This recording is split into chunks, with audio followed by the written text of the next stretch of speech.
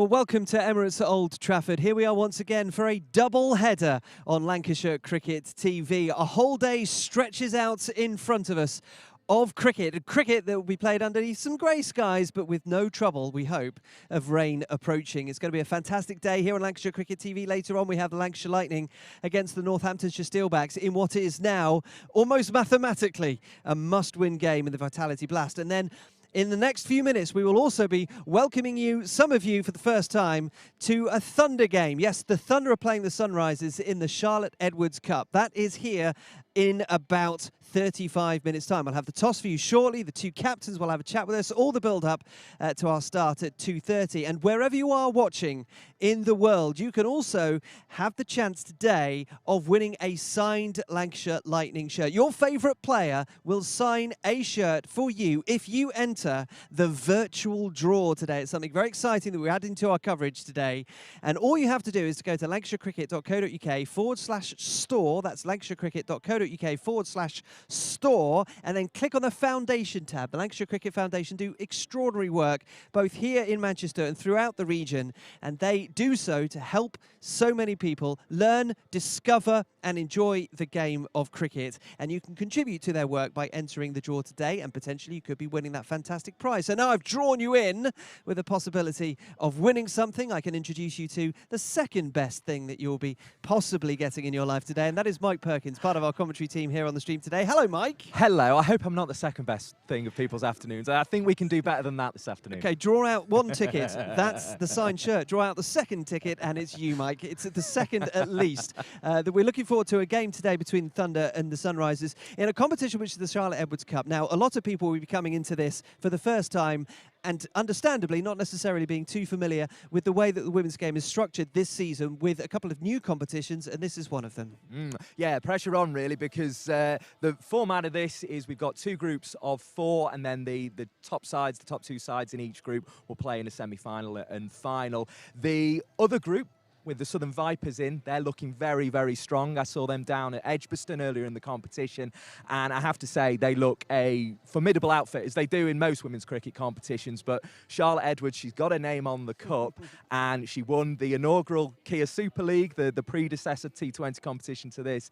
As a player, she won as a coach the inaugural Rachel Hayo Flint Trophy. She's very much got her eyes on winning this as a coach in its first season as well. This group, though, is very, very finely poised, because we have all teams essentially have taken 4 points by winning one game, but Western Storm at Chester, we saw the Duckworth Lewis Stern method getting involved, and they also on that, and we said at the end we weren't quite sure with all the calculations going on whether they would get a bonus point. They have managed to burgle one of those, and so they are top of the group now. So these two teams have got to get a win on the board, really, to get ahead of them. And we'll have an opportunity to talk a little bit later on as well, Mike, but we're going to just show you the toss, because the toss will be happening shortly. Kelly Castle, who is the Sunrisers captain, and Kate Cross, the Thunder captain for the day, are just getting their final briefing from the umpires, and they will have the toss, and we'll have a word with the captain. So our thanks to Mike for just the moment, and coming up very shortly, we will have the toss.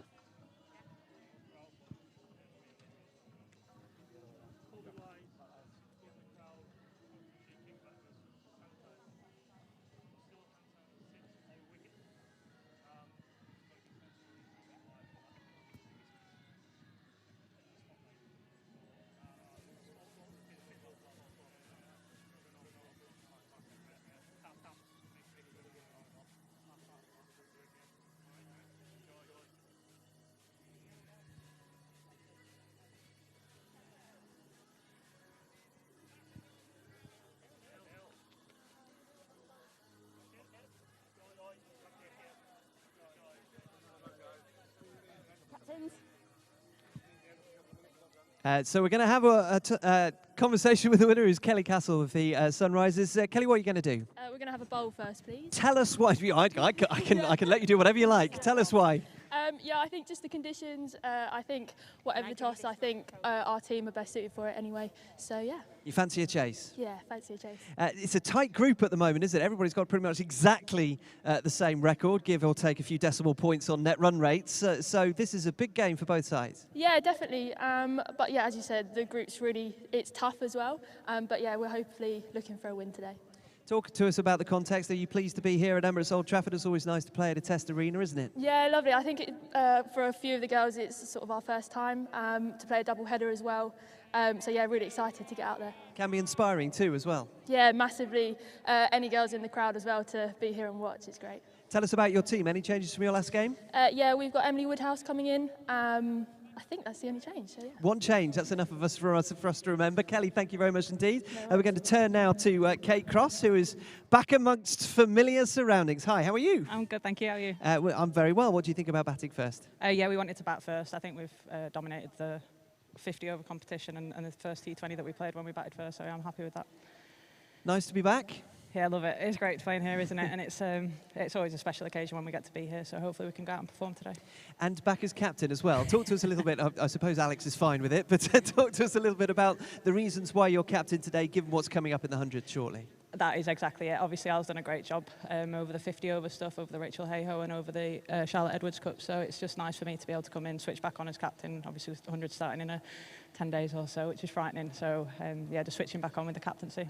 And how pleased have you been, not only from afar, but also as the part that you've been playing with the improvements that Thunder have made this season so far? Honestly, it's been amazing to see. The hard work that these girls have been putting in is starting to show now. And I'm just really pleased for them because it's an environment that we've wanted for a couple of years now. We've wanted that professional environment. So the fact that these girls are getting the opportunity to come out, play at Emirates Old Trafford and perform, which is the main thing, yeah, it's really exciting. It's great to see. It's always traditional, obviously. I asked the captain about the changes in the team. Well, you're one of them at least, so what else can you tell us? Yeah, so I'm in for Dan Collins, and that's it. There we go. One change apiece. Nice and easy to remember. Kate, go well. Thank you very much indeed. You. So that's Kate Cross, and it is Kelly Castle of the Sunrisers who have won the toss, and they will be bowling first. So batting first, the Thunder. That's all to come in about half an hour's time. In a moment, we're speaking to the coach of the Thunder, Paul Shaw, and we'll be back with Mike Perkins very shortly.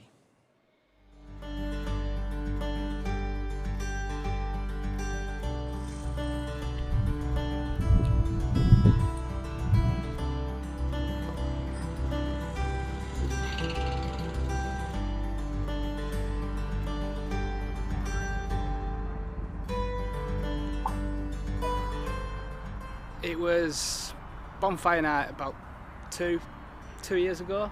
So yeah, we're always talking about tales around the bar and catching up about what's gone on down at the cricket club, and we decided it'd be good to put it into a podcast form. Unfortunately, we lost a lot of our history, whether it be newspaper cuttings or photos, in a house fire quite a few years back. So we wanted to rebuild it back up. We wanted to keep the community involved because we are a community-heavy club. Well, if you take the game away because of COVID, we want to keep them happy and involved. It's a great initiative because cricket, more than any other sport, I feel, is all about volunteers and the work that they do. We've been able to keep them updated with what's going on at the club. So, I mean, that roof caved in. During COVID, we decided to refurbish the clubhouse. So we've been giving constant updates on that. Whilst we were refurbing the clubhouse, we found that the roof needed replacing. So all these little bits that they can't necessarily see because they can't come down, we've been able to keep them informed so it's not a bit alien when they come back down and COVID's over. From my point of view, coming through club cricket, volunteers are an integral part of club cricket. They make the club work, really. So many volunteers go into making a club run, from scorers to the tea ladies, from everything really, and most professional cricketers come from these grassroots. With the lockdown happening, it was quite good to just set up a Zoom and then you could just record it and then get it out to everybody. We have Ryan Harris and some of the Australian team that have featured on it, which is just bizarre in itself. Kurti Azad, who used to be our professional, one of the stories in the podcast, he played for us on the Saturday and won the World Cup on the Sunday. Those stories are just bonkers and you've got to talk about them. It's great to see some local clubs now with some people around, and it's great from clubs from that community aspect as well, not just sporting but for people's mental health as well. Getting that community feel, whether it's in the clubhouse or if we get a rare sunny day to get outside mingling and watch some good cricket as well. I think we're just going to give it to the club, and they'll find something for it, whether it's updating some of the slightly older features or for them. There has been a whisper that over lockdown we've put down a new patio next to the steps, of maybe some planters or something like that, just to make it look a bit nicer, a bit more presentable. Yeah, it's a great initiative from the Energy Check, and I think volunteers, they make club cricket go around really. And like I said, unsung heroes at local cricket clubs, can't thank them highly enough really for what they do.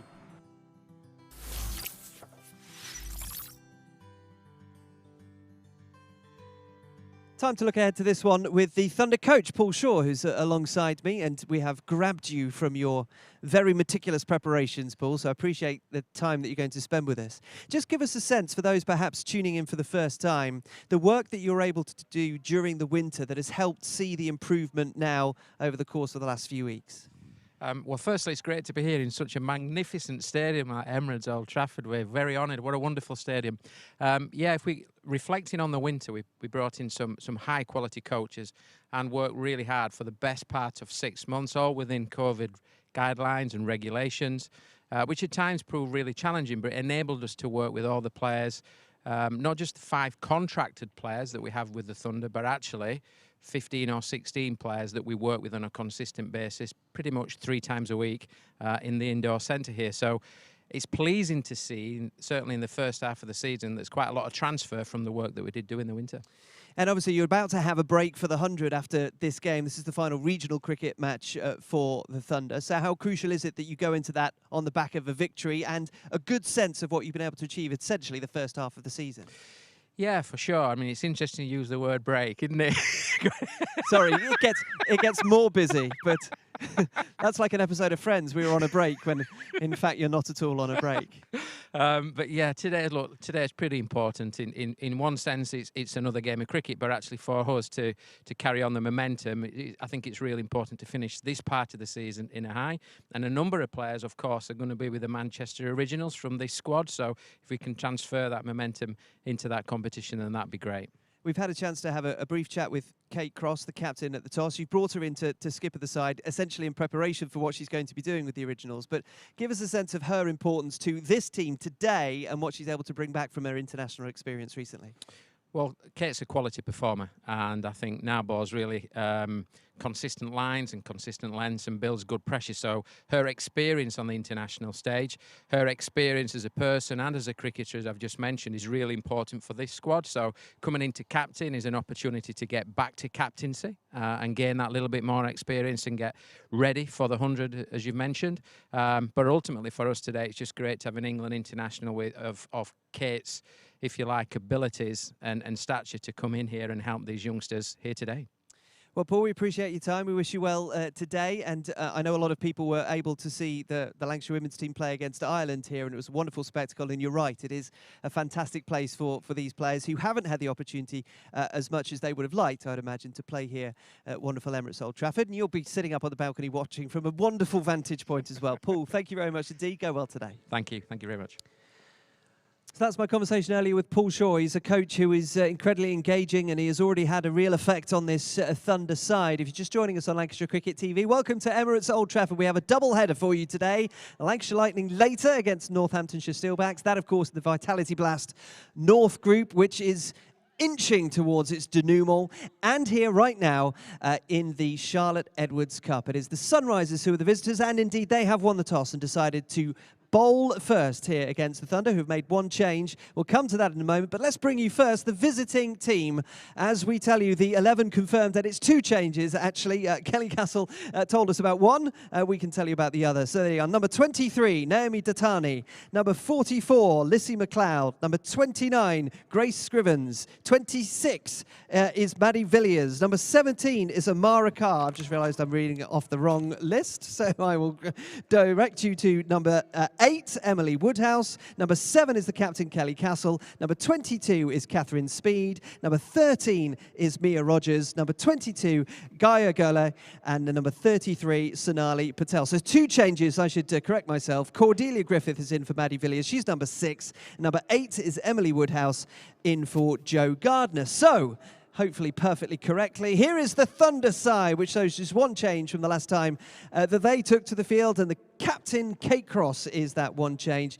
It is number 6, Emma Lamb, number 8, Georgie Boyce, number 21, Ellie Threlkeld, number 18, Piper Cleary, 50 is Daisy Mullen, then 16, Kate Cross, number 12, Laura Marshall, number 22, Laura Jackson, number 48, Sophia Turner, number 65, Alex Hartley, and number 7 is Hannah Jones. So a chance to chat once again to Mike Perkins, who's alongside me and part of the commentary team with Scott Reed from the BBC for us on Lancashire Cricket TV. I completely messed up the Sunrisers side, so we'll have an opportunity now to clarify that because they have got the 2 changes for reasons that the Thunder will be familiar with. There has to be some chopping and changing because of international commitments, but they make 2 changes. Give us an assessment of the Sunrisers' recent form and what kind of test they'll provide the Thunder with today. The Sunrisers, I think, will have been very relieved. There will have been relief all round the Sunrisers camp to get a win in the first game of this Charlotte Edwards Cup competition. They didn't win any in the Rachel Hayo Flint Trophy in its inaugural season,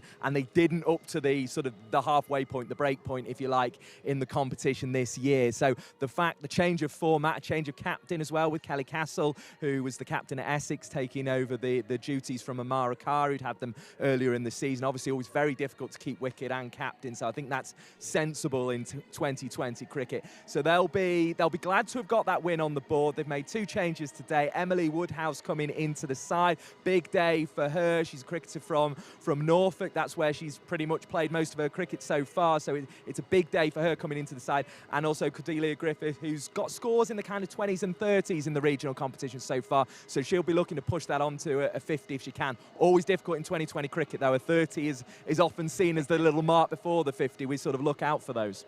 Yeah, we saw, didn't we, the Thunder play against Ireland women here on Lancashire Cricket TV, and it was a very impressive performance. They couldn't, that was the Lancashire women, they couldn't then follow that up in their last game, the Thunder, when they lost to Western Storm, although it was very Duckworth-Lewis affected that game, and probably a little bit difficult to assess just how good that batting performance was. A little below par, perhaps, especially if you compare it to how they played against Ireland. Yeah, my feeling was 120 was probably what they needed that day. There was a lot of rain around, hence Duckworth-Lewis Stern got involved. So it was always going to be a difficult day to make big runs on. Essentially, if the Thunder get 120, 130 on the board, they're going to be very difficult to beat, particularly with Kate Cross back in the side. 8 wickets against India in the ODI in the Test match series. 5 for 34, of course, was a standout there. She looked back to her best. I was almost thinking, would they be tempted to keep her for the T20s? But I think they've decided, actually, she'll get T20 cricket here, playing regional cricket, prepare for the 100. She's going to get a chance to captain as well, the side today. So I think the feeling was, I think the conversation was had, put it that way. Yes, and we did mention there are international commitments. That's why Kate Cross is back and Sophie Eccleston isn't back, because they have different commitments for different formats with England, hence the chopping and changing that's necessary amongst these regional sides. And it is worth saying, and we had a joke with Paul Shaw earlier, and we've just seen it on Lancashire Cricket TV about the break that is coming up. It's not really a break, is it? It's a break for some people, but the intensity of the 100 will very much take over at that point. But there is a sense, isn't there, for this team in this competition, do try and get your nose ahead of it, because we spoke about the very, very tight group. They are neck and neck and neck and neck. So a win today really separates the Thunder away from the pack. Yeah, 1 or 2, I think, in this group, particularly fans of the 3 sides that don't have a bonus point, may feel it was a little harsh that Western Storm, on those Duckworth-Lewis calculations, did manage to sort of burgle one the other day, really. And that puts them ahead of the rest. But essentially, they're all dead level here. And whichever teams get the win in this round of fixtures will be going into that break. It's a 100 competition that's coming up. They'll be playing a lot of cricket, but a break from this competition in pole position to get into those 2 qualifying spots to go through. And we've mentioned England. In a moment, we'll be coming back and chatting to Mike about the spectre of England, that even though they're playing in a T20 competition or series against India to come, there is very much an idea that what happens today and, of course, in the 100 can very much have an effect on that thinking too. We'll be back in just a moment.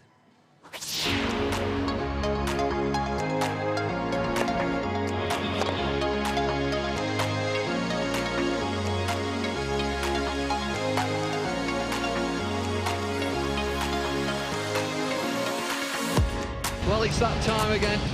Time for a bit of rock and roll. Yeah! Huge wicket! Oh, have a look at that!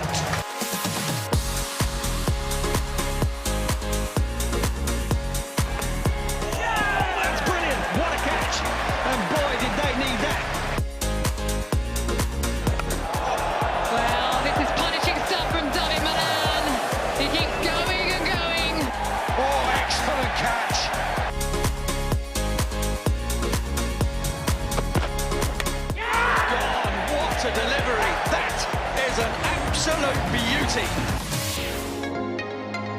That is magnificent. Got to be quick here. Oh, brilliant, world-class David Willey. Oh, he's gone again. He's gone again, this time straight. Running round. Oh, that's incredible. What a catch. Huge wicket. That could be the game right there. He's got him. It's 7. Unbelievable. Oh, no. Would you believe it? It's the Notts Outlaws, 2020 champions. Brilliant performance. And welcome back to Emirates Old Trafford for a double header here on Lancashire Cricket TV. I'm going to reiterate the team changes for you because earlier on I read the wrong list. So it's important that you get the right information for you. And the Sunrisers, who have won the toss and decided to bowl first, have made 2 changes. Cordelia Griffith is in for Maddie Villiers and Emily Woodhouse in for Joe Gardner. So that's the 2 changes for the Sunrisers. The Thunder, just the 1 change. Kate Cross back in the side. That's particularly understandable given her exploits with England over the last few weeks, but something of a surprise is that she's going to captain the side instead of Alex Hartley, given that the Manchester Originals will be playing in the 100 underneath Kate Cross. She's getting an opportunity to remember to bring a coin in her pocket for the toss and all the other stuff that's very important for being a captain. So she is captaining, and she is the 1 change in for Danielle Collins. And Mike Perkins is still alongside me. I mentioned England, we have done throughout the programme, because it is such an important context that we should make sure people understand that they are being constantly watched. Yes, there's a series going on, and there has been a multi-format series with India, which is running in the same way that the Ashes does with the point system. And as Kate Cross comes back, because she's not involved in the T20, that does not mean that the England selectors, the team behind the England women's national side, are not keeping a very keen eye on what's going on here today. Well, we know the England women's team, they watch these live streams. They may not be at the moment because they've got a game later this evening at 6:30 at Northampton, and they'll be busy preparing for that. But I wouldn't put it past them to have it on the phone, on the devices around the sort of team hotel before that they set off. They'll be keeping an eye on these games, and I suppose 1 or 2 will be sort of looking at how things are going. A lot of people are looking at the form of Emma Lamb, as we know, 611 runs this season. Even I can work out, if you divide that by the 10 dismissals, it's an average of 61. 157.58 is her strike rate in T20s across county and regional cricket. She's very much knocking on the door. In fact, she's trying to hammer it down at the moment and get into that squad. They've gone with Danny Wyatt today. Fran Wilson, who would have been playing for the Sunrisers today if she'd been available, she's with that squad as well. So there's pressure on that England top 6 almost to be trying to keep Emma Lamb out of that side because she's playing so well. And if that continues through the 100, certainly by the New Zealand series, then it's going to be impossible to ignore her, really. And she's definitely on for a 1,000-run domestic season, which is really quite something. I mean, she made 100 runs last week, so she only needs another 400 through the rest of the season, and she's got it. And there is an important part of the way that this is organised, in that the franchises that are set up, and particularly, obviously, the ones for the 100 as well, make sure that they have as equal a split, if you like, of England players to make sure that it's competitive, but also it's good to make sure that each of the regions have themselves some sort of pathway, and believe that anybody who plays in this competition and the Rachel Hayhoe Flint Trophy also have those eyes on them. They are convinced that they are not flying under the radar. Yeah, it's one of the interesting aspects that's going to affect this competition as well. We mentioned the Southern Vipers, strong favourites. Their sort of only real England player is Danny Wyatt, but she's now been taken out of that side. That is a big loss to them. The Thunder have got Kate Cross coming back into their side, so they've only got Sophie Eccleston now away on England duty. Sunrisers have got Fran Wilson, and they've now lost Maddie Villiers from their squad, who played against Northern Diamonds in the previous game. So there's real kind of, it does affect this competition, who gets called up, who goes. And the other aspect, as we've just been saying for the Thunder, is that they've held on to Emma Lamb as well. Alex Hartley saying that in the post-match interview the other day. She hopes England don't come and get her too soon. And, well, she's got a wish for at least this game. Yeah, and there also the sense you must admit, and it's not necessarily something that the Thunder want, but it reflects well on them, that if they are always just at the very height of the regional game, but not quite England, they are going to be the best of the regional game. And so a game like today here is an opportunity to just see how good they are against what is essentially a team in a level playing field. It's a condensing of quality, essentially. It's breaking things down into 8 teams and getting them into 8 teams, which I think, if you're a selector, is the ideal amount of teams to have to pick players from. And the Sunrisers, for example, Essex and Middlesex are the two main counties. They've also brought Northampton, which is relevant tonight to the one-day international, where that's taking place, into their setup, and East Anglia as well. So they're picking from that pool of players now. East Anglia is significant because Charlotte Edwards, who's got a name on the cup, is from East Anglia originally. That's where she started playing her cricket. So there's even a pathway through from the minor counties as well. Drawing the straws and the strands together. Mike, thank you very much indeed. So Mike is part of our commentary team, and it's been wonderful to have you down here. We will see you a little bit later, but you'll also be hearing him over the course of this next match. So it's Sunrisers who have won the toss. They'll be bowling first. Let's hand you now to the man who is going to be leading that commentary team. It is, of course, Scott Reed. Thank you, Hugh. Yes, welcome upstairs from our commentary position here on the 3rd floor of the Player and Media Centre, overlooking Emirates Old Trafford for the first of this double header. Looking forward to the Charlotte Edwards T20 Cup first, and then the Vitality Blast a little bit later on. And hopefully, as the afternoon progresses as well, further fans will start to drift in. There's already a few just taking their seats, getting themselves set for what could be a good, fun afternoon and evening. We're hoping for, from a Lancashire point of view and from a Thunder point of view, a couple of home wins. That would be quite nice, wouldn't it, for supporters inside Emirates Old Trafford today. We'll be hearing from Mike Perkins when he's made himself upstairs. He's been busy on the outfield with Hugh, and prior to build up, I'm Scott Reed. Elizabeth Botcherby is alongside me, cricket writer for The Cricketer. Good afternoon. Good afternoon, how are you? Very good, thank you. How are you? Yeah, not bad, thank you. Looking forward to this?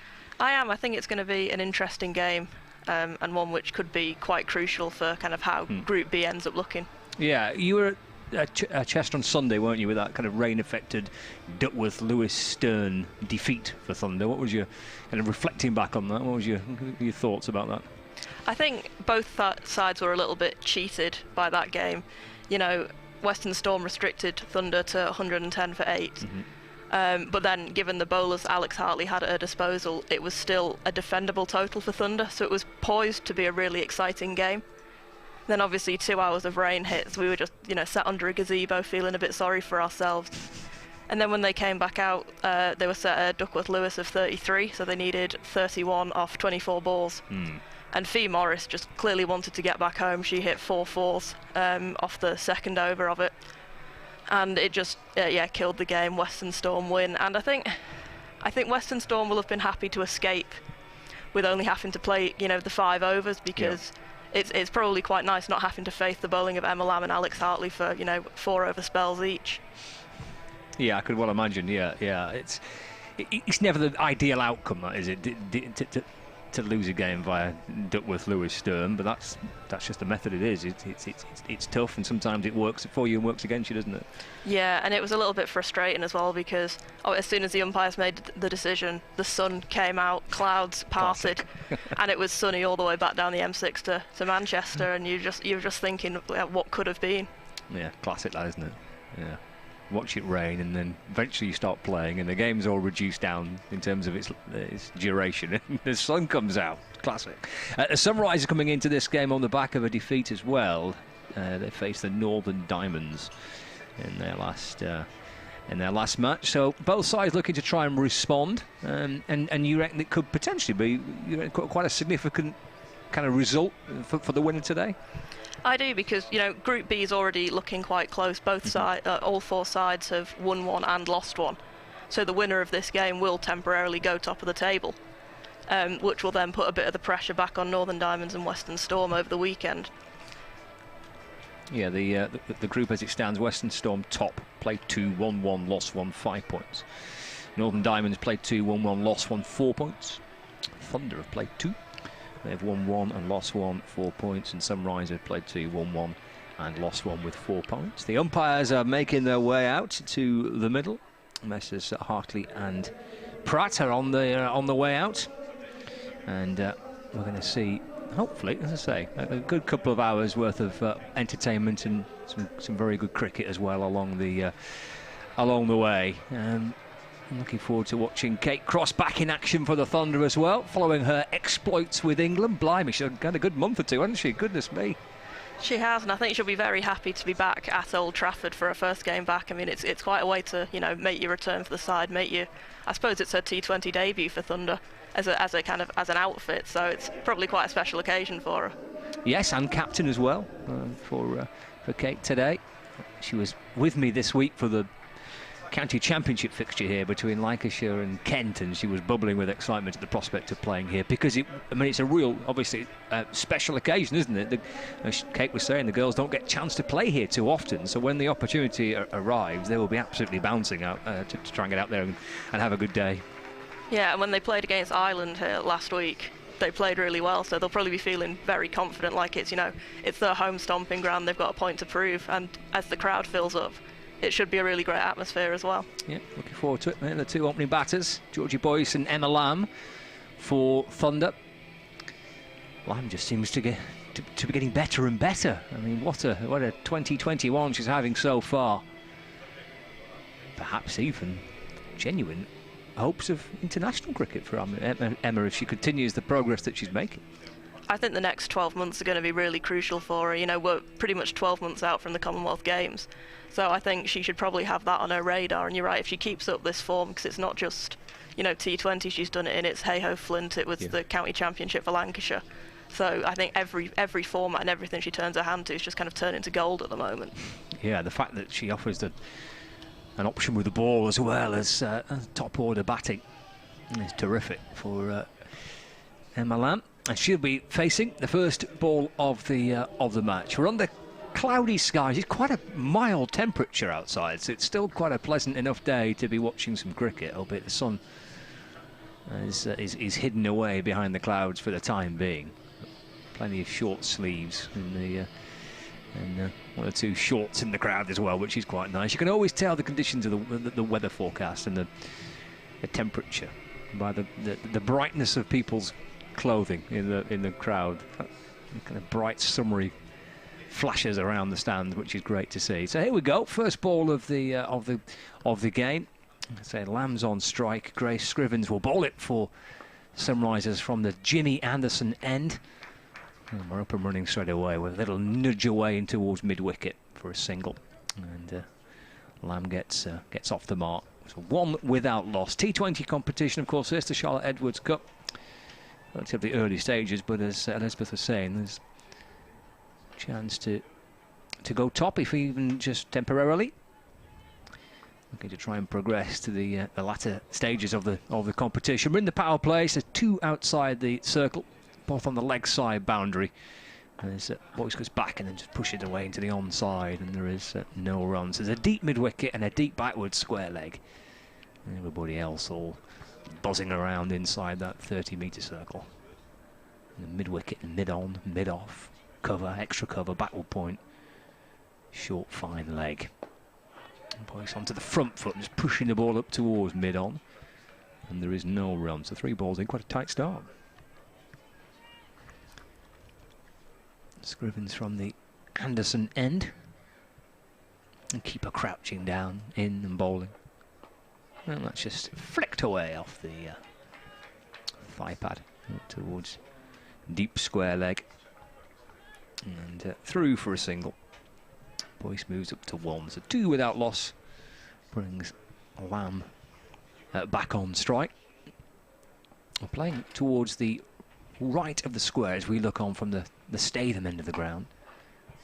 Lamb tries to swat it away through the onside, and we're only 3 more pitches, I think, available, so we're towards one side of the square. Decent hit out through the leg side for a boundary. It's the final ball of the first over, played nicely forward. Lamb just pushing it back towards Grace Scrivens, and there's no runs, so just 2 off it. It's a nice tight start, Elizabeth. It is, and I think Grace Scrivens has been a little bit of a surprise package this year. You know, I think she's only 17 or 18 years old, and she's already put in a crucial performance for them with the bat, and she's been, you know, trusted to open the bowling for them. So I think she's probably going to be quite an exciting player to watch in this game, particularly when you're the opening bowler and you're only, you know, that young. You've got Emma Lamb at the other end. It's probably quite an intimidating scenario for you to find yourself in. Yeah, it's kind of playing in a big test venue. You say you got Lamb, who's in great form. I might have settled a few nerves there. Just 2 off it. Yeah, I think you'd be fairly happy with that as an over. Yeah, that'll do nicely in the power play. Naomi Ditana is going to open up from the Brian Statham end with Boyce on strike. Positioning fielders behind square. So what have we got here? We've got a deep third, deep fine, both on the boundary rope.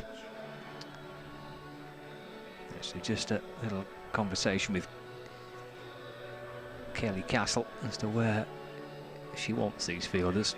It's the square leg is coming out. We're going to have a slip in place here. That's nice and positive. So 1 slip in place. Square leg goes to mid-on. So there's 4 inside the circle on the offside.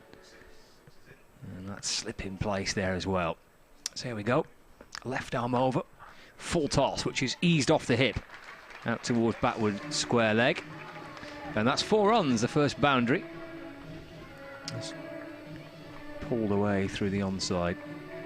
Bit of a gimme first up, wasn't it? But dispatched pretty emphatically. I know, and it's the sort of shot that I think will do Georgie Boyce a lot of confidence, because she's only scored, I think it was 2, and I think possibly a duck in the previous matches, so 4 straight away. Yeah, that'll settle a few nerves for Georgie Boyce. Down the leg side and taken by the keeper. Umpire spinning round to signal a wide. Amara Carr, the keeper for the Sunrisers. This one moves on to 7 without loss. I mean, it can happen in T20, can't you? You can get a couple of low scores pretty early on as an opening bat. It can happen, but as you say, a little flick off the hip for 4. It runs on the ball. She's on to 5. It's again down the leg side, taken by the keeper. Another wide signalled. Score moves on to 8 without loss. Quite got the radar just right yet. The first ball was leg stump and flicked away, wasn't it, for 4, and then a couple more spin down the leg side. Still just had that 1 ball so far in the over, but 3 ball, but just 1 legal delivery. That's straighter, and that's driven, but to mid off, where there is no run. Top scorer so far for the Thunder in the Charlotte Edwards Cup is unsurprisingly Emma Lamb, with 79 runs before this fixture. Nat Brown has 25, Ellie Threlkeld 25 as well. In a couple of games played, of course.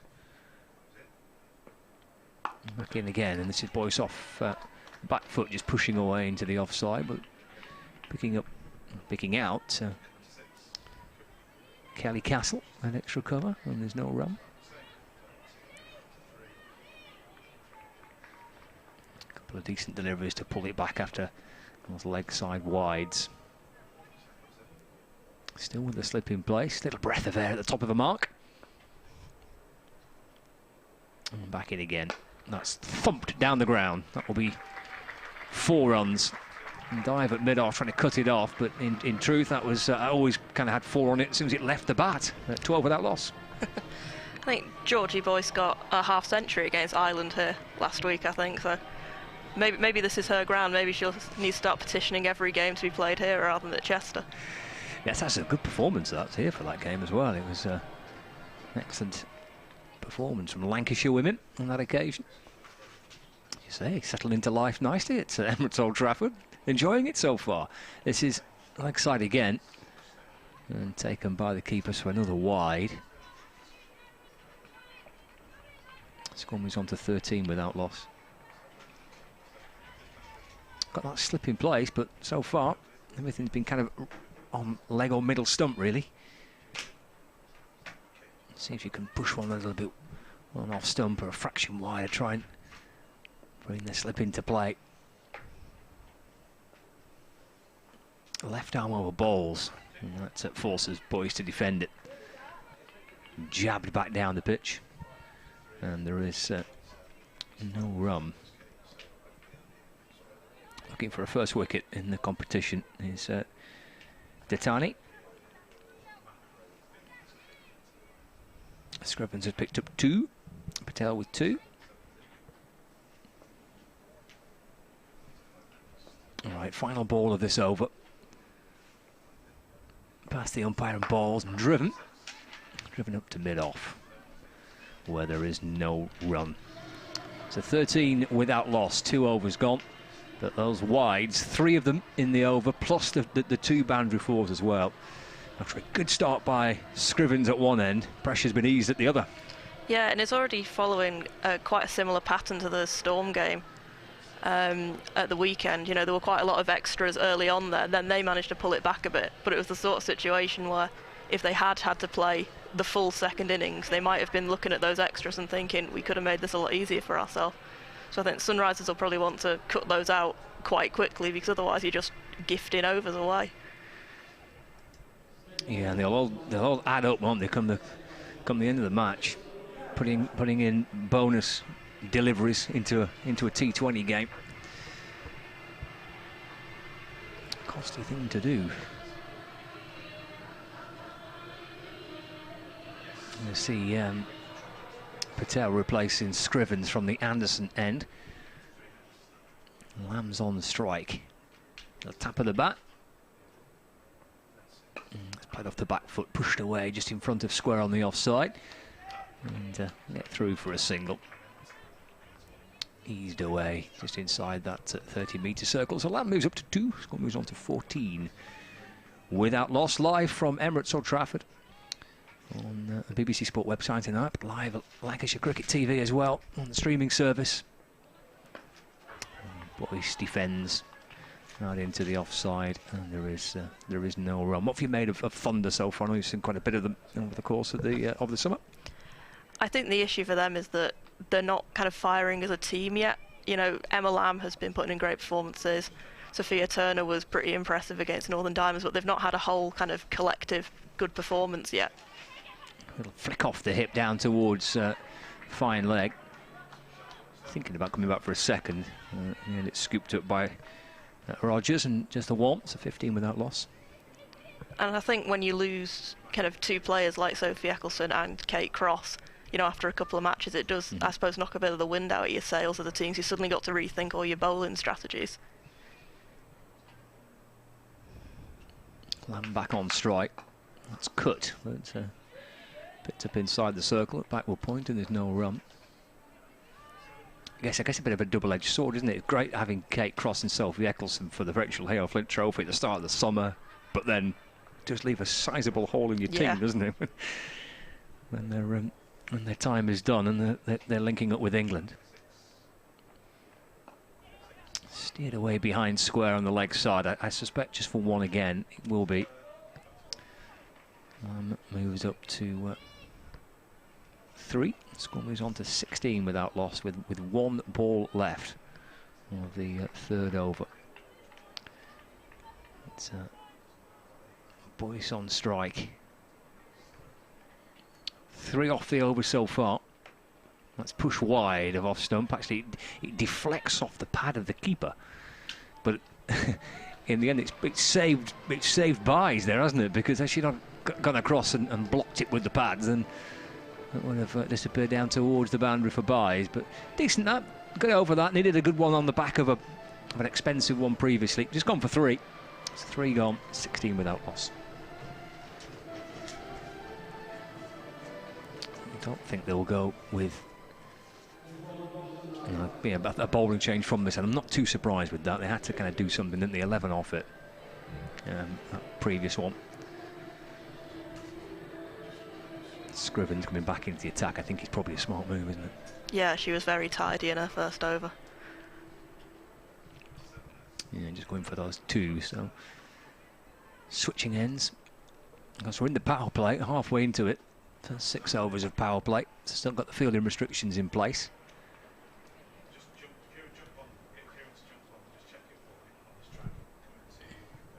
The Lamb waiting. And beaten on 3. Scrivens over the wicket and bowling, just dropping short. That's Paul through the onside. Will be scooped up. Deep backward square leg. Lamb moves up to 4. Score moves on to 17 without loss.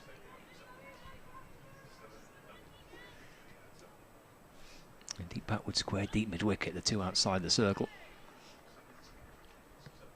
There's Georgie Boyce, 10 from 12. Scrivens in and bowling. Foolish ball, just an off stump. She gets forward and pushes back down the pitch. Good stop, actually. It's off her own bowling, low down to her left-hand side. And there's no run. And Boyce off the front foot, back just in front of the pad, pushing away. Gathered by Scrivens. And again, there's no run. Nice tight start to the over. So halfway into this fourth, just a one off it so far.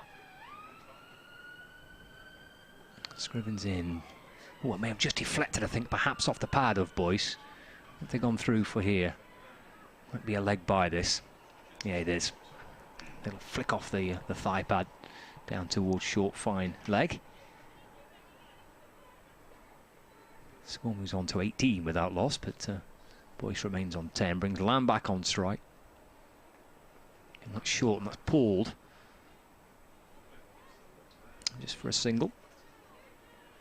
A bit of security on that leg side boundary, deep backward square and deep mid wicket.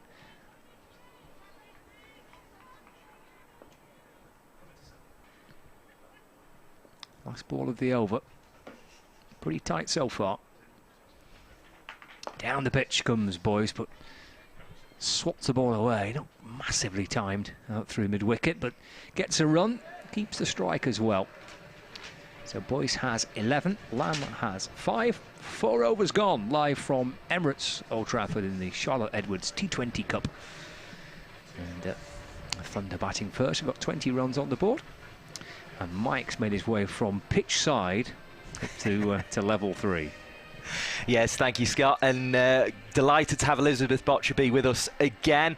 We're a little bit more sheltered from the rain, it has to be said, Elizabeth, up here at Old Trafford, aren't we? We're in this grandiose view up on the 3rd floor. I think we're a floor higher than I've been for county championship games previously. Well, one of the slight quirks of it is actually, and it seems strange to say, given it's one of the biggest football grounds in the country, if not the world, is you lose Old Trafford football ground. You can see the town hall over there, you can see the city centre away to the right-hand side, you can see the grand old pavilion at the Jimmy Anderson end as well, and we have the 5th over of the innings to be bowled to Georgie Boyce, who's driving uppishly into the onside, and it's going to bounce away 4 runs. How many will it be? The chase is on, 3 are converging, none of them will get there. It is 24 without loss, and that, Elizabeth Botcherby, has been very much the way that Georgie Boyce has gone about this. Yeah, I feel like anything that she has to defend, she's defending very nicely. Any moment she gets to pick something off, she's going for it straight away. So they're going to have to be really careful not to gift her any opportunities, because she is just picking everything that comes her way. Here's Gole bowling again outside the off stump, and it's a wide ball. So another run will go on to the total. 25 without loss, and it's already becoming a very tidy start indeed, this one for the Thunder. Delighted to say we have 829 of you watching on the stream already. Fantastic to have you with us. An early start to the Charlotte Edwards Cup this weekend as that one goes through outside the off stump. There are hands on heads. I'm going to be very interested to see the replay of this when it pops up, because it seemed as if they thought Amara Carr might be in with a chance, and looking at the expression on her face over there, Elizabeth Botcherby, I think the wicketkeeper might possibly agree. 25 without loss it remains with that dot ball, as in comes Gole again, and it's thumped out into the offside. No run on offer on that occasion either, even though it was a very fiercely struck shot. It's Patel there with the fielding on the offside. What did you make of that? Did you think it was a chance? I'm not sure. I think it would have been quite a tough one to take. Certainly up to the medium pacer, as this one goes down the leg side, and this one's going to be 5 wides, which is going to be damaging to the total. Will the 2 fielders get there? No, not quite. So 4 more for the ball going down the leg side, 1 for the extras as well. In fact, they'll all go in the extras column. 30 without loss, so bonus runs there. And, well, been quite a over for poor Amara Carr, really, because if there was a nick on that, then she wasn't quite able to hang on. You're very right, very difficult up to the stumps of the medium pacer, as it is when it gets fired in down the leg side. Going for the pads of Boyce again. She did hit her boundary earlier in the over to the leg side as well. Reminder, we're still in the power play. 1 taken there, 31 without loss. And actually, it's been Boyce who's been the senior partner so far in this partnership. It has. Lamb doesn't seem to be connecting with anything quite as well as she'd like to. She's had a couple where she probably would have thought she'd be able to get it, through the inner circle, but it's just not yet for her. Thunder's number 6 there, just looking to chop away. I think unfortunate not to get a wide there. That looked rather close to the wide line, but we'll see. If she'd got any bat on it, and that might be what was in the umpire's thinking, it would have been 4 runs, so your own fault for missing that delivery from Gole. But she's she is trying a very difficult tactic of bowling at the pads one ball and wide of the crease the other. That one was at the pads and no run was on offer because it hit the pad. 31 without loss at the end of the 5th over, so they're up at 1 a ball so far, and they seem to have power to add given they haven't lost a wicket at this point. Yeah, and I'm a little bit intrigued kind of by Sunrise's bowling changes, because Scrivens has been the pick of them so far, and Patel was a bit of a thorn in the side of Thunder when they played in the Hey Ho Flint. I think she took 4 for 40 from her 7 overs, so a little bit expensive, but was taking the wickets. So I don't know whether they're holding them both back now for a little bit of a go later, particularly Patel, whether they're going to hold her back. So I suppose that could be trouble for Thunder later on, but given that Datani and Gole have had a little bit of trouble there, I don't know whether they just haven't figured out the bowling partnerships yet this season in the T20. Yeah, it's always a tricky ask. I mean, Thunder, we've seen almost rotating it every over. We've had Alex Hartley's been opening, but bowling 1 over at the top, as this one is bowled outside the off stump. It's cracked at the captain castle off the bowling of Patel, who went for 3 in her first over.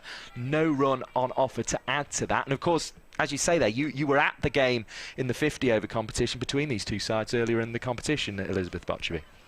Yeah, and it was quite an odd game, that one, because obviously Sunrisers in their chase were in a very strong position. I think they were about 109 for 2. Patel to Boyce just worked off the pad. It was a little tight, but Lamb was very alert to it and takes the score onto 32 and happy to get down the striker's end. I'll let you continue. And, Fran Wilson had a good game, hitting 50.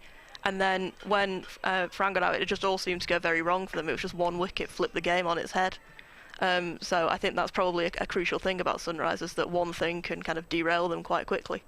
Fran Wilson not available, of course. She's on international duty, as is Maddie Villiers, as this one's cut away through the offside. 4 more runs to the total, 36 without loss. We saw that shot at Chester the other day from the very first ball of the Thunder innings, the very first ball of the game. We've had to wait until the 6th over for it this time, but it's magnificent to watch when Emma Lamb does that. And she pulls bowlers into bowling short at her, doesn't she? Because she's so strong on the drive, through cover, through mid-off. She can go over wide mid-wicket, and then she gets that opportunity on the cut. We'll get Elizabeth Botcherby's thoughts on that in just a moment, because Patel's on her way again from the Bryan Stadium end as this one's played into the offside. There's a mix-up here, but the throw is poor and they're through. There was hesitation in the middle of the pitch. You never like to see that. It would have been a horrible way for the partnership to end. There's going to be a little chat between Boyce and Lamb. 37 without loss, and well, you can either focus on what's been said there or on the cut stroke. Up to you, Elizabeth. I was going to say, that had me panicking a little bit then. I had no idea what was going to happen. I think fortunately for them, the fielder didn't know which end to throw at either. I think she was probably trying to find out which one Lamb was going to, because she's obviously the player you want to get out. But yeah, a little bit of a heart-stopping moment for me, at least. Griffith, I think it was, there at cover as Patel is on her way in again. Lamb's gone across the stumps and she's taken that mid-wicket option. She hasn't got all of it. Oh, and it's plugged horribly in the ground. It's going to roll just up towards the rope. Now we got a right old close-up of that one. And I think Lissy McLeod just, and the word is just, did enough here. We're going to get a replay of it as it's clubbed into the leg side. Sorry, it was Boyce there who picked it up, and this one's plugged horribly, and then it was rolling agonisingly towards the rope. I can't even tell on the replay, I have to say, as in comes Patel once more to bowl outside the off stump. This one is cut away by Boyce this time, behind square on the offside. That one's definitely 4. 43 without loss, the total goes on to. What did you make of the previous one, Elizabeth Botcherby, 4 or not? I like a good bit of fielding on the rope. I'm going to say it wasn't, yeah, I think she maybe just got a fingernail to it. What was it Rosalie Fairburn was saying in this sort of situation in the international series? She wanted some sort of like zing rope, a bit like the zing bail, so that when somebody touches it, it zings up, and we all know what's happened. I don't know. Every time I look at it, I think something different. That time I thought it went, but there we go. It stayed inside the ropes, and that's all that matters, although it might have been because it touched the rope. Who knows? 43 without loss is the score at the end of the 6th over, as the trumpeter who has good lungs gives us a little blast. It's almost a fanfare this time, and then into a little bit of disco music. But a change of bowling as well. We're going to see one of the players who's come into the team today for the Sunrisers, Emily Woodhouse. So, as we say, she's from Norfolk. It's part of the sort of the brief, if you like, of the Sunrisers to bring in players from that part of the country. So, big day down there. Hope we've got plenty of them with us among the 955 of you who are watching on the Lancashire Cricket YouTube stream. Of course, we are on the BBC Sport website as well, as this one is swept away behind square. Boyce was a little bit languid with the bat for a second there and made it ever so slightly tighter than it originally looked, but she judged it to perfection. 44 without loss. Thunder going very, very well. As I say, we're on the BBC Sport website courtesy of BBC Radio Manchester and BBC Radio Lancashire. So good to have you all with us wherever you are. It's one of those days for as in comes again Woodhouse. Played away into the offside, single on offer, 45 without loss it goes on to. I was just about to say, I was speaking to Ellie Threlkeld's mum and dad, and Ellie Threlkeld's dad at Chester was saying that he often, I shouldn't say this if his boss is listening, but he often tries to have a cheeky look whilst he's at work. So if the Threlkelds aren't here today, then as Woodhouse comes in, down the wicket goes Lamb. There was an attempt at a catch there.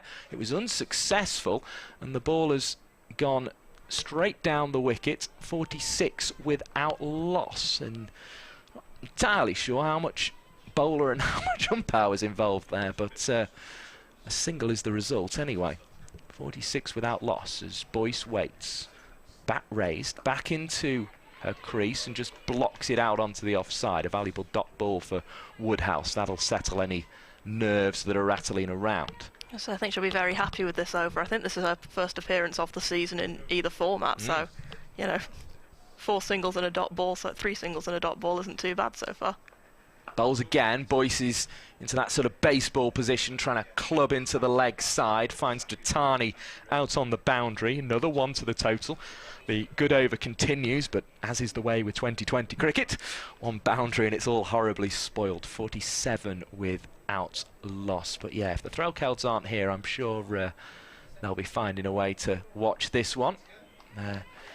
Daughter will be in at 3 as Emma Lamb works into the leg side. Single on offer. 48 without loss. Just 1 back to the Sunrisers, it felt in that over, to just peg the pace back, because it was starting to increase, particularly that over of 12 from the previous one. Yeah, I think that was a good over for them. You know, give them a chance to breathe a bit. There was nothing too dicey in the field. No missed chances, no loose deliveries. It's probably just smothered them a little bit.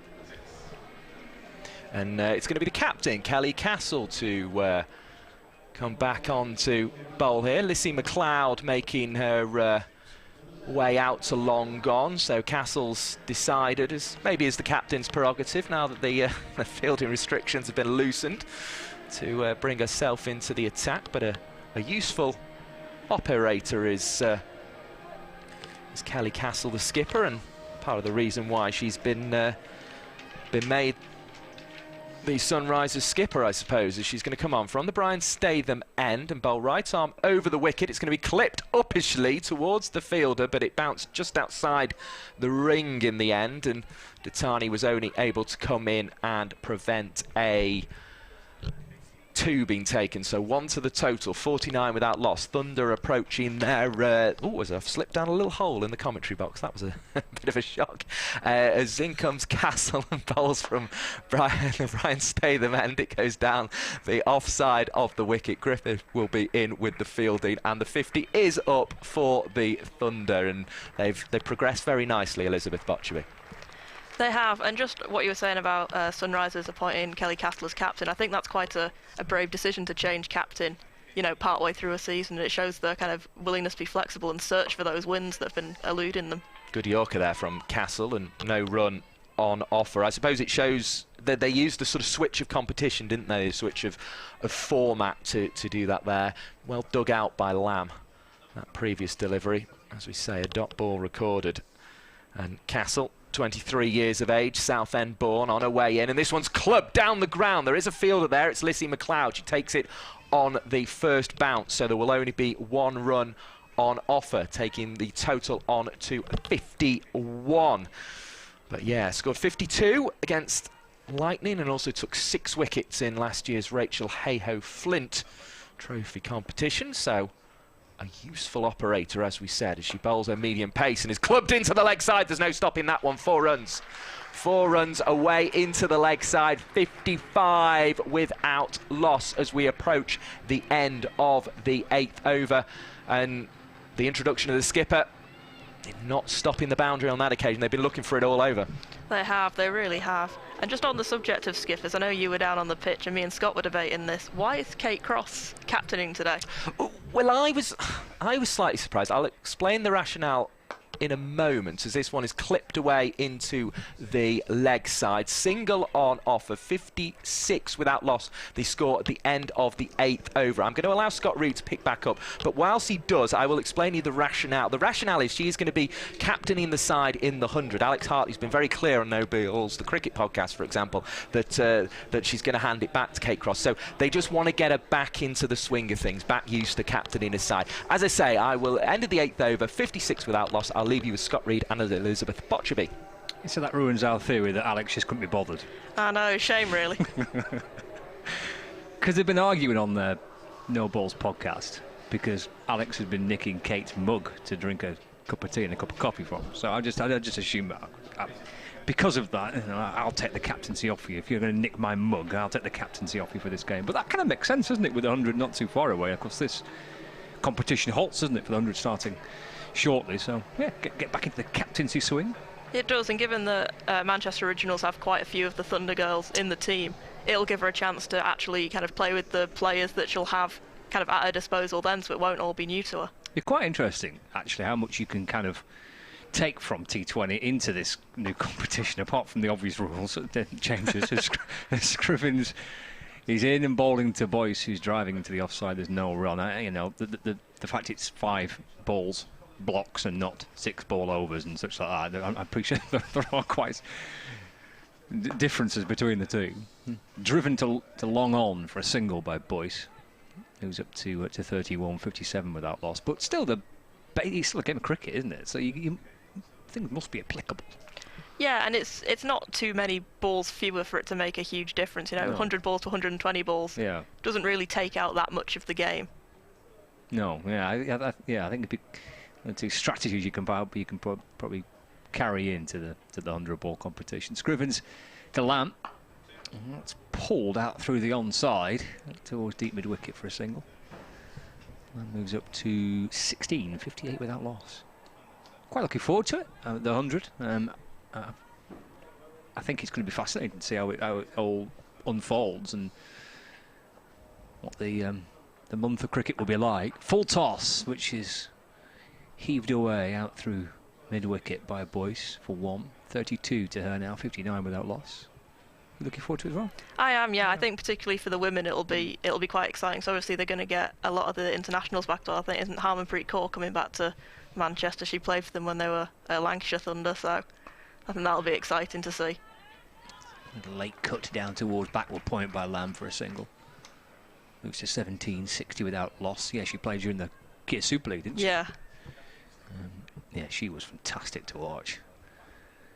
Beautiful, clean hitter of the ball. Boyce mostling this one out through mid-wicket. It stopped nicely on the boundary. I say nicely. Well, certainly stopped it for going for 4, but it wasn't quite picked up perhaps as cleanly as should have liked. But they've come back for 2 instead. That's the end of the over. So 9 gone. 62 without loss. Lamb 17 and Boyce on 34. And for the women in particular as well, the fact that the games are on free-to-air TV, the double headers with the men. I mean, there's so much going for that competition, I think, which is going to be crucial. Yeah, and I think it's going to put them in the shop window a little bit. 'Cause, English players do go over to the Women's Big Bash, but it's quite often only the ones that are kind of centrally contracted, the England contingent, Whereas, you know, people are going to get more of a view of the players. You know, people like Emma Lamb, for example, they're going to get more of a view of. And it'll open up opportunities for them. And I think, yeah, it's going to be well, you can't knock it till you try it, Absolutely, really, can you? No, too right, yeah. It should be good fun. Yeah, looking forward to that. Of course, we break. Well, the Charlotte Edwards Cup is halted for the arrival of the 100, and then resuming in August. It's driven through extra cover. Come back for a second. Yeah, Lamb's going to come back and run too. That's good running, isn't it, by Lamb and Boyce? It is. I think they've noticed as well that Sunrisers, you know, they have their moments in the field, like when they stop that 4 right on the rope. But then there are other moments where they look a bit shaky. So if they do start kind of going for 2 rather than 1, I think they're going to kind of pick out more mistakes in the field. Yeah, when you're going to put in the pressure on the fielders. The attempt to club the ball out through the offside. That's a terrific piece of work by Carr, the keeper, who for a second saw Lamb just straying out of a crease. Did really well to collect it and then clip off the bails. Lamb was back, but good work. That's a nifty piece of glove work behind the stumps. 64 without loss. Lamb on 19. 2 out on that leg side boundary. Long on as well, just down below us.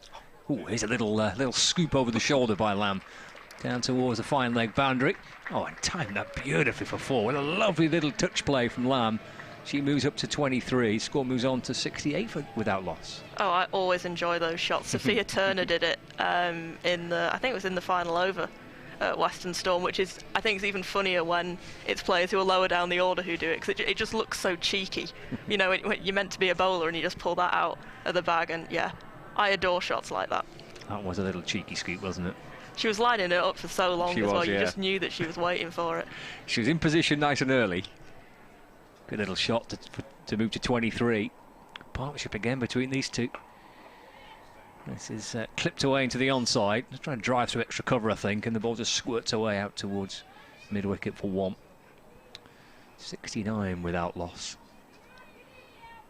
You mentioned this before, Elizabeth, that these two have got form at Emirates Old Trafford. Their last game here against Ireland put on a century partnership in that game. Yeah, and I think, Lamb's getting a lot more of the strike now, but I think they're rotating it nicely, and that spell at the start for Boyce where she was getting a lot of the deliveries, I think is probably the reason she's, on 34 now. Goal in the ball. That's clubbed to mid-off. And that's a breakthrough that was much needed for the Sunrisers. And the first wicket falls in the 10th over, 69 for 1. Slapped up to mid-off. And Boyce has to depart. And the Sunrisers needed that breakthrough. It's taken into the 10th over to get it, but it ends the partnership worth 69 for that first wicket. They do, and I think we both owe Georgie Boyce an apology there. We just bigged her up and then, yeah, straight to a fielder. But yeah, I think very crucial to break that partnership, and I think this is going to be a really important innings for Ellie Threlkeld as well, because she's not really fired this season. I know she said it in herself kind of like before the match that she's been a little bit disappointed in her batting performances. So I think she'll be going out there with quite a point to prove and wanting to kind of build on a really big partnership with Lamb. Nice to come out with a base set, isn't it? I Yeah. guess. It's a little bit of freedom there for Threlkeld, knowing that already there's runs on the board. 69 of them. Cordelia Griffin with the catch. It was went straight to her, but there's a bit of pressure on, isn't there, when it's such a good partnership? You don't want to be fumbling that one when the team needs a breakthrough. Yeah, all it takes you to take your eye off the ball or something, and suddenly you end up looking a bit silly. I think there was one in the Lancashire-Worcestershire game last week where he was on the boundary, then it just went through his hands because he lost it in the sun. Yes, that's right. Yeah, it's Ed Barnard, that wasn't it? That went right through his hands. Took his eye off it for a second. Blind. Threlkeld driving very nicely down the ground, stopped by Golofer on bowling. That's the end of the over. A wicket-taking one though for the Sunrisers. We're at the halfway stage for Northwest Thunder. 69 for 1 after 10 overs. Emma Lamb on 24. Ellie Threlkeld, the new batter, just faced that 1 delivery so far on naught. But a good base for the Thunder here to go and get a very sizable total. Yeah, although I think that wicket probably couldn't have come at a better time for Sunrise, because now it means that, you know, they're at the halfway mark. If this had still been Lamb and Boyce had been looking at that going, we might be able to get 130, maybe a 140. Now they've got to kind of start a new partnership again. Threlkeld's got to get her eye in. And, you know, the catch will have done everyone a lot of kind of confidence as well, knowing that, you know, the fielding at times is on point. See Woodhouse continuing from the Jimmy Anderson end. You say with an extra spring in the step for the Sunrisers potentially here. Lamb's on strike, going for the reverse. Getting enough on that to beat the fielder inside the ring, down towards the boundary it goes. I think it'll reach the rope. And in the end, come back for a second. 2 off that first ball of the 11th over, 71 for 1. Chat between Emma Lamb and Ellie Threlkeld here. Both coming down the pitch to have a word. Woodhouse into her second over, spinning the ball from one hand to the other. And Lamb settles into and creates some weights. Comes down the pitch, hits it back over the bowler's head. Long on will come round. And it's gone for 4. Oh, she got across the ground. Lizzie McLeod there to stop it, but almost kind of went past the ball. It's gone for 4. It should have done. Should have been stopped there, shouldn't it, really? Yeah, I think is the ball just slowing down a little bit in the outfield? We saw it there with the 4 kind of really losing all of its momentum. Maybe it's just sticking a little bit. I might be being generous there, I don't know. Possibly, yeah. I mean, he's got across the ground quickly. Lamb works it off the pads down towards short fine leg and get through for a single. So 31 to Emma Lamb, 76 for 1. I wonder, yeah, when it bounced, it may have just kind of spun to one side of it. There's no one more disappointed, certainly. Crouching down and couldn't believe that I managed to get past her. But he did. Good over this for the Thunder. This is Ellie Threlkeld moving forward and driving the ball away out towards deep point. Threlkeld off the mark with that. Moves to 1. Clearly got all the talent with the bat, hasn't she, Ellie Threlkeld? We know she's a fabulous keeper. But batting at 3 in the T20 team, batted at 3 in the Rachel Hale Flint Trophy as well. So they've got faith in her ability with the bat. Woodhouse bowling. Oh, that's Lamb down on one knee and a slog, sweeping the ball for 6, I think. Oh, that's a terrific hit for 6. Down on one knee, swatting the ball our way through deep mid-wicket. Beautifully timed hit for 6, 83 for 1. That's been coming for a while as well, hasn't it? You know, she's been sizing some of them up quite nicely and just waiting for that moment, and yeah, takes it. And it means that when you look at the scorecard now, it looks a lot more like an Emma Lamb innings, because before this over, it was a lot of, you know, singles and 2s that had been taken, but now the boundary count's beginning to motor for her.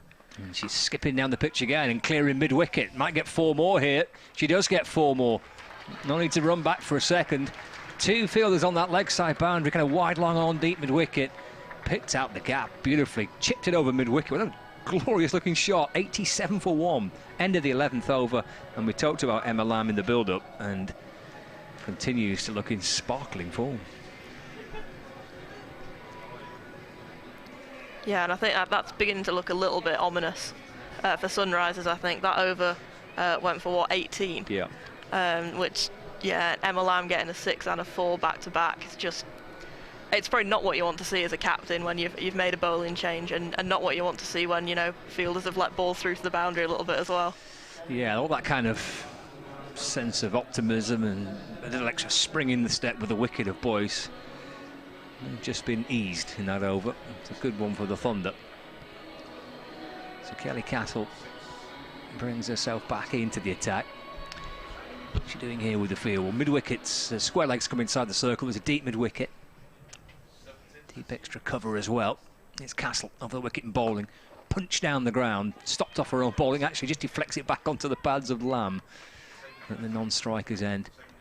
And there's no dot ball to start the 12th. Ellie Threlkeld on 1. Going to drive down the ground. There is 2 fielders long on and long off, but deep mid-wicket. Deep extra cover. Back and cutting the ball nicely through point for a single. Threlkeld moves up to 2. Score moves on to 88-1. We're in the 12th in the Charlotte Edwards Cup, the T20 match here, the first of a double header. I'm back with you later on this evening for the blast game between Lancashire and Steelbacks, but it's Thunder against Sunrisers. The winner moving top of the group. This is a full toss, which is clubbed away for 6 more. And the score moves on to 94-1. She got a hold of that, and then some. Emma Lamb. Yeah, it's just beginning to get away from them a little bit now, isn't it? That was a lovely shot. Too far away from being a no ball, that neither. 47 from 30. She's going again through that onside. Bouncing just in front of the fielder at deep mid-wicket, so just a single this time.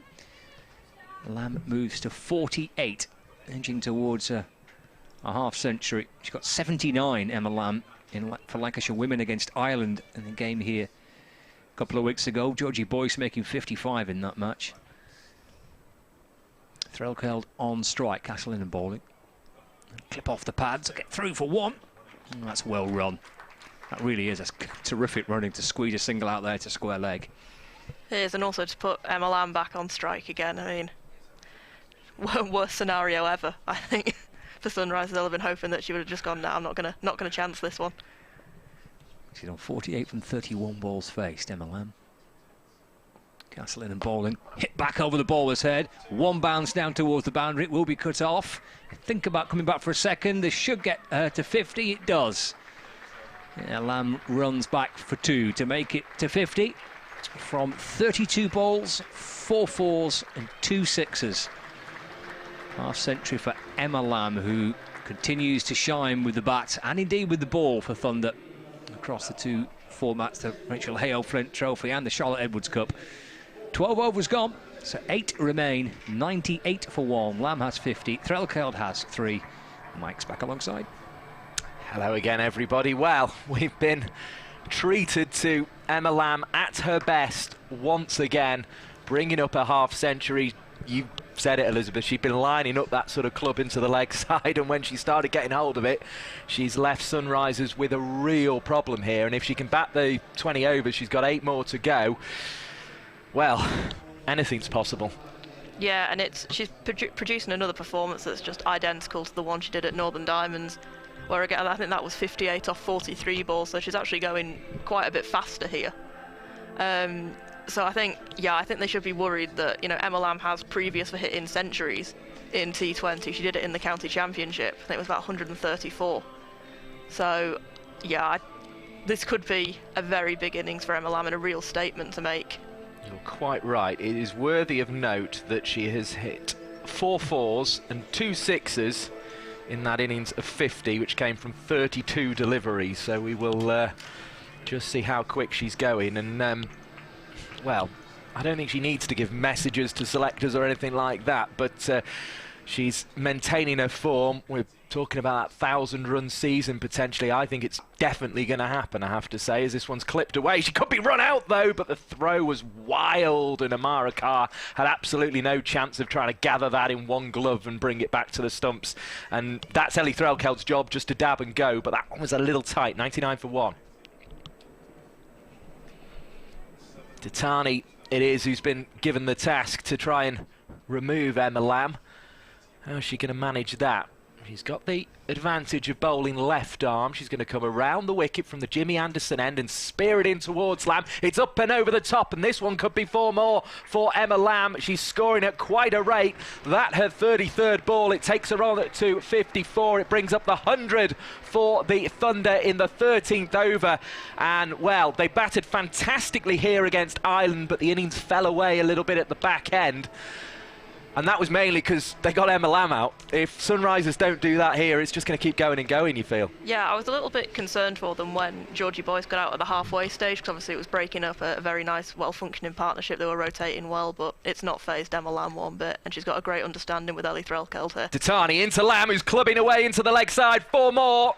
Just keep flashing up that 4, everybody. 107 for 1. And Emma Lamb, well, you just it just has an inevitability about it. She's gone square of the wicket on the offside, square of the wicket, slightly behind on the leg side. Just fantastic batting.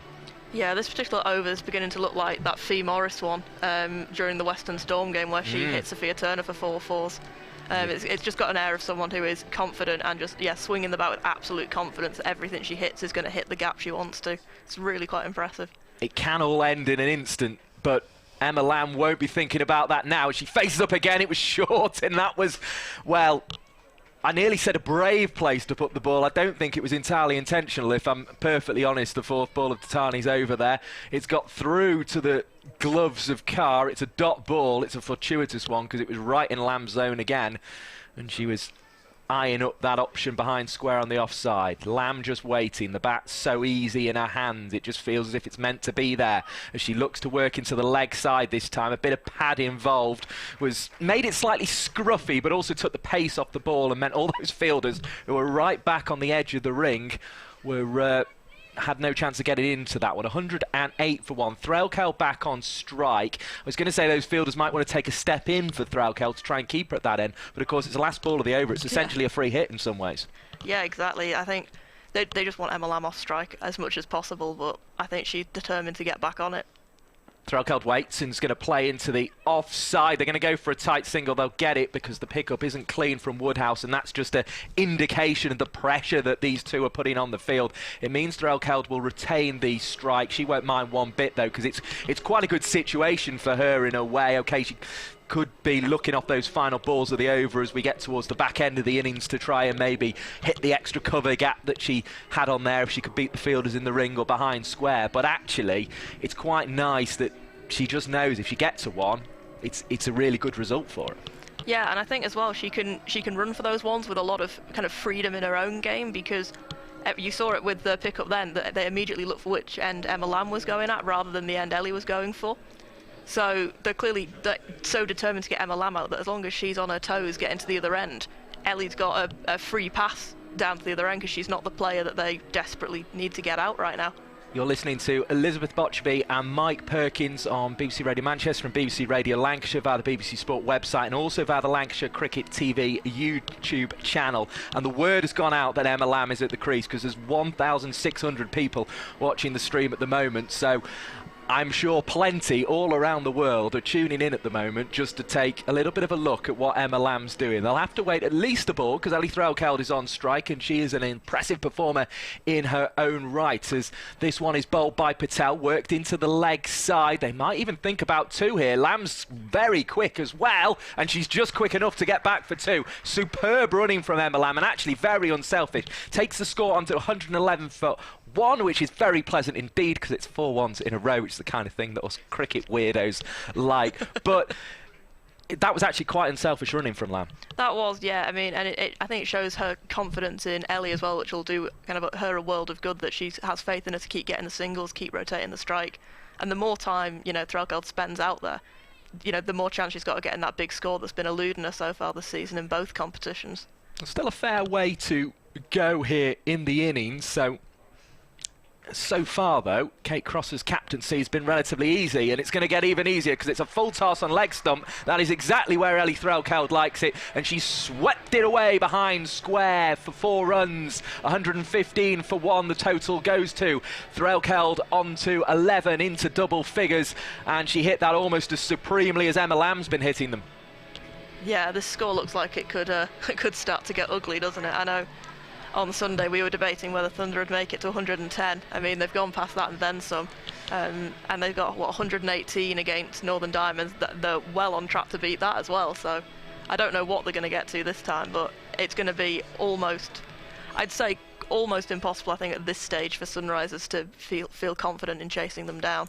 Here comes Patel. Bowling to Threlkel, short outside the off stump. That's going to be a wide ball, 116 for 1, and that won't help proceedings either. this competition, actually, it's been a little sort of hampered by the weather at the start. I think there was a little bit of nerves around the change of format as well, maybe in the first weekend, and a few scores that weren't perhaps what they would.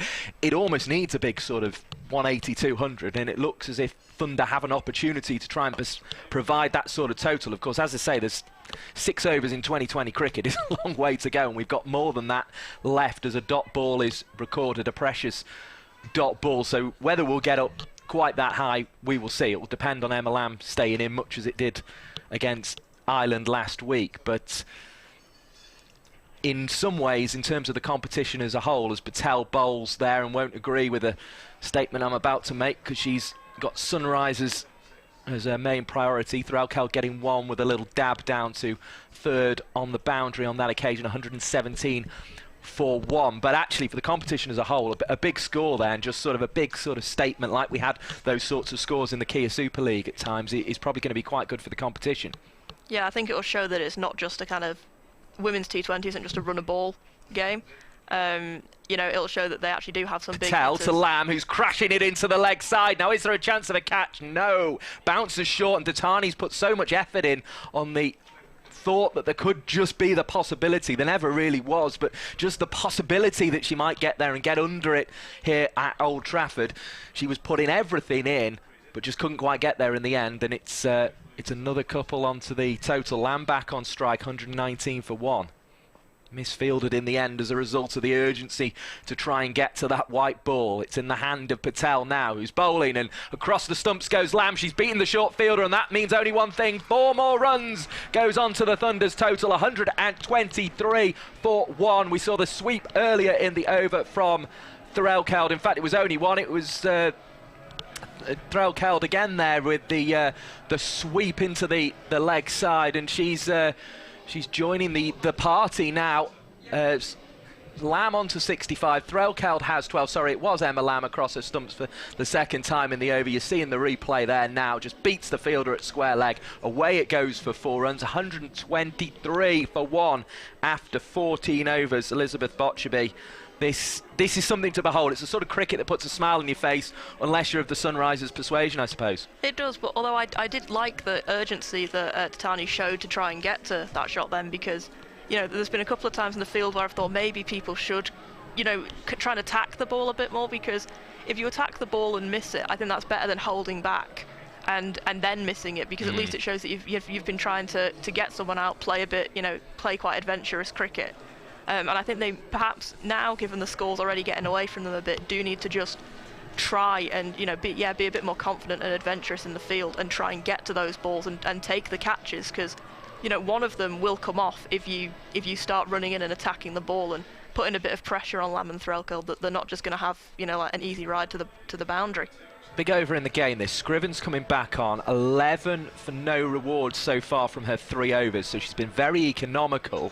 Can she find a crucial wicket? Because that feels the only thing that's going to stop Thunder at this stage. Lamb went to 50 from 32 balls. She's now on 65 from 38. It's Threlkeld to face first, though. Turns it into the leg side and doing the perfect job, really, for her partner. Just finding the run behind square. 124 for 1. We've just begun the 15th over of the innings with Mike Perkins and Elizabeth Botcherby from the Cricketer on BBC Radio Manchester and BBC Radio Lancashire via the BBC Sport website and via the Lancashire Cricket TV YouTube channel, and as well on Facebook as Scrivens comes in. Right arm over the wicket. Lamb's not really got as much as she would have liked, and she has to be quick. She is quick, even if she has to avoid the bowler. 125 for 1. Direct hit, though, there, which is something to take home from that particular ball.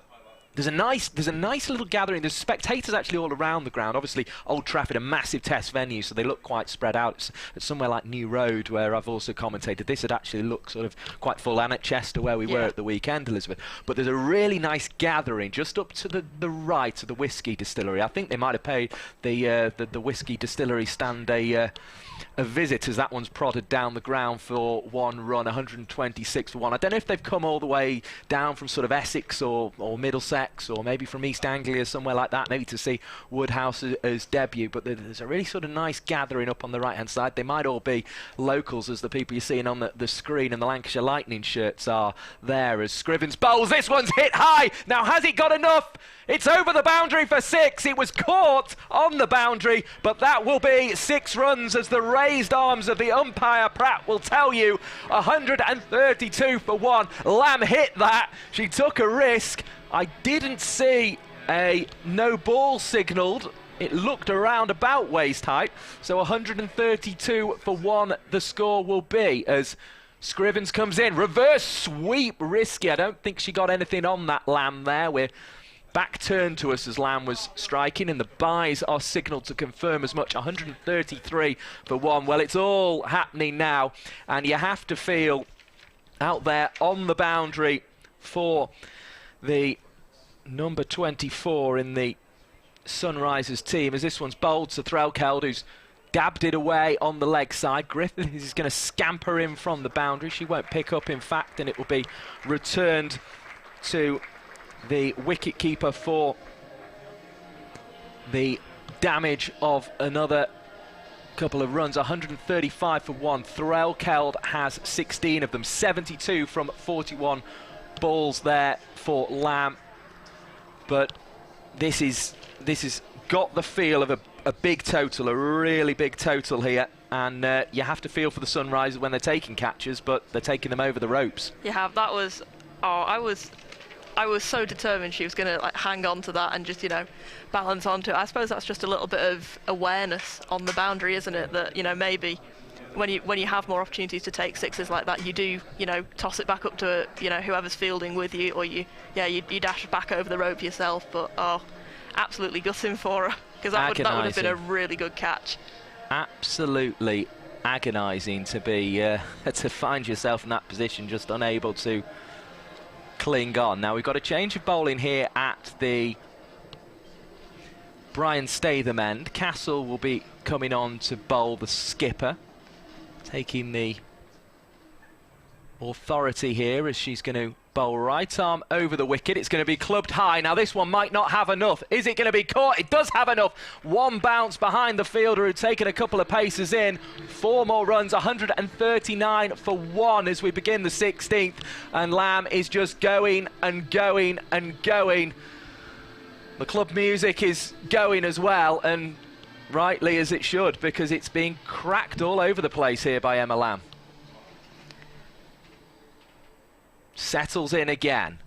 Castle to bowl. Already gone for 4 of the first ball. Will only go for 1, you would imagine, here as it's hit down the ground, and she might consider that quite a good result to get Emma Lamb down to the non-striker's end. 140 for 1. Castle turns again at the back of the run. She's on her way in now. It's onto the legs, clipped away. They're going to go for a tight single. Lamb's got there. Well, that was lightning quick between the stumps. 141 for 1. It was. They need to stop doing that. I think I've had a sharp intake of breath about 4 times in the last 2 overs. From the minute that catch went over the rope, I've just been inhaling a lot. Well. It's yes, it's breathtaking cricket, I think it's fair to say at this point. Lamb and Threlkeld responsible for it there between the wickets, but Lamb has been responsible for much of it, just boshing it over the ropes. She's got 3 sixes to her name, 8 fours. She waits for Castle across the stump. She's going to go for the clever little ding. It might be a downfall. No, it bounces short of the fielder, Woodhouse, who was just doing everything she could to get under the ball, but the ground was always arriving too quickly for her. 1 more to the total, 142 for 1. Is that as close as they've come? Yeah, I think so. And, she did one earlier that went for 4 like that, so I suppose that shows how high her confidence is, that she just keeps going for shots like that. Even the one on the boundary had the feel as if it was always going to be 6. If it was getting caught, it was getting caught over the rope as Castle bowls, and this one's driven firmly by Threlkeld. She likes that shot, straight and hard, if she can possibly play it, but Castle was brave, very, very brave. Sunrise's skipper there to stick her hands down and prevent a run being scored. It is a rare, rare dot ball in this innings.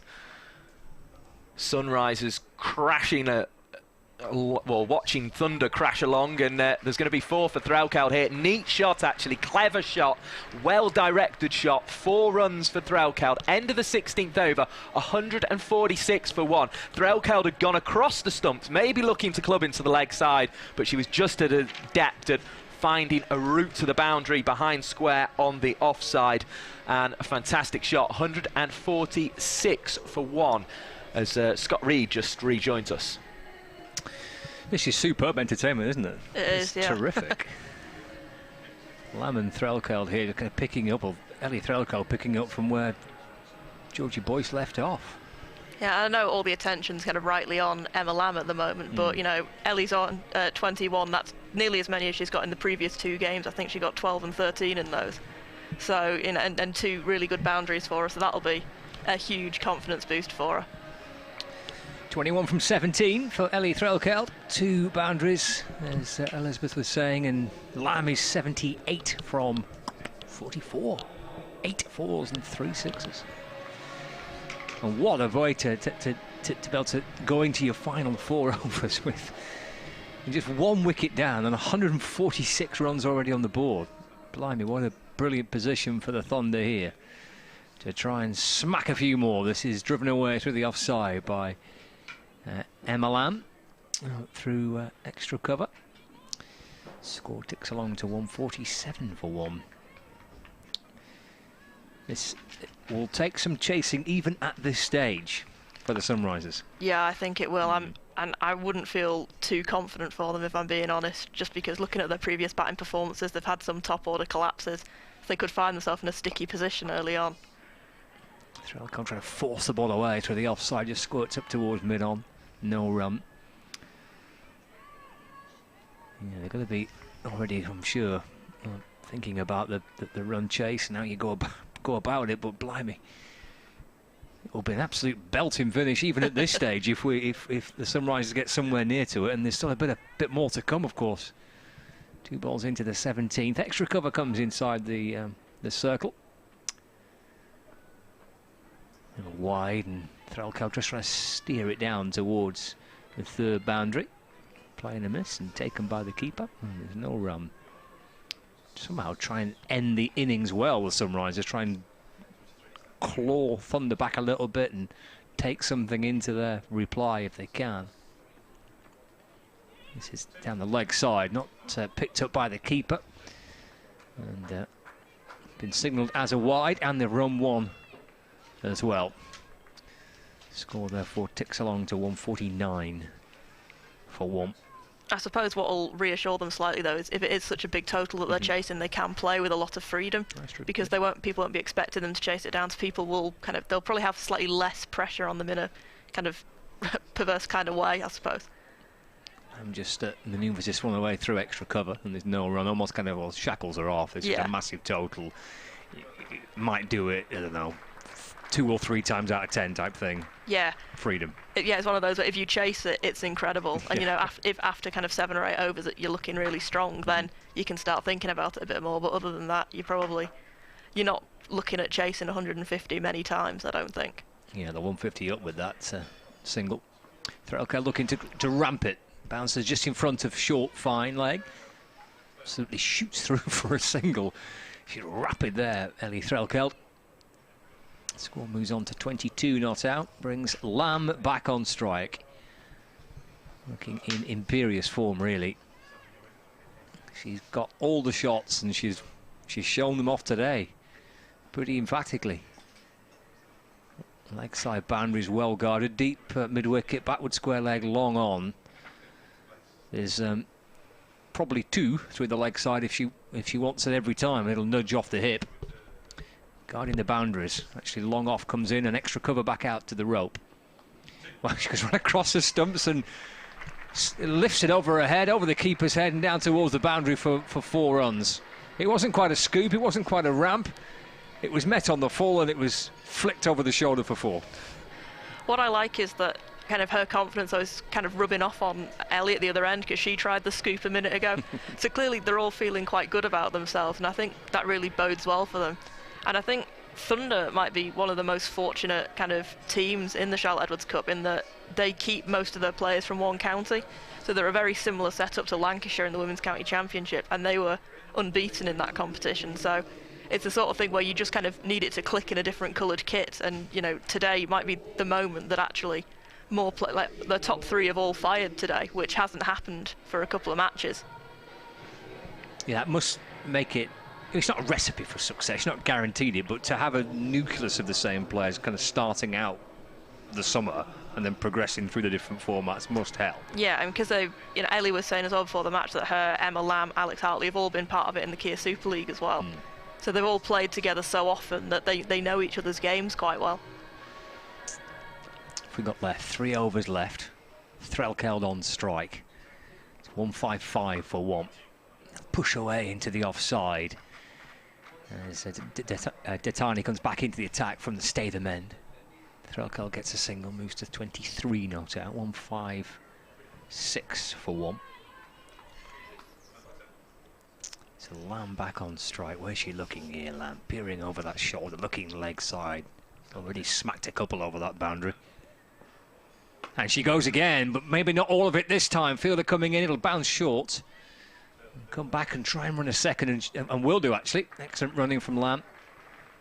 Which the fact that she didn't quite get a hold of the whole thing may have helped her, because had she hit it a little harder, that might well have fallen straight to the fielder, but she comes back for 2. Yeah, and I think that's with Thunder being able to draw all their players from kind of one or kind of a nucleus of players. I think that's where Sunrisers have been unlucky as well, because there are obviously 9 different counties all trying to be under one umbrella. Left arm around the wicket, and this is Lamb going through the onside again, going big once more. 1 bounce and 4 more runs for Lamb, who's into the 90s now. 90 not out. 162 for 1.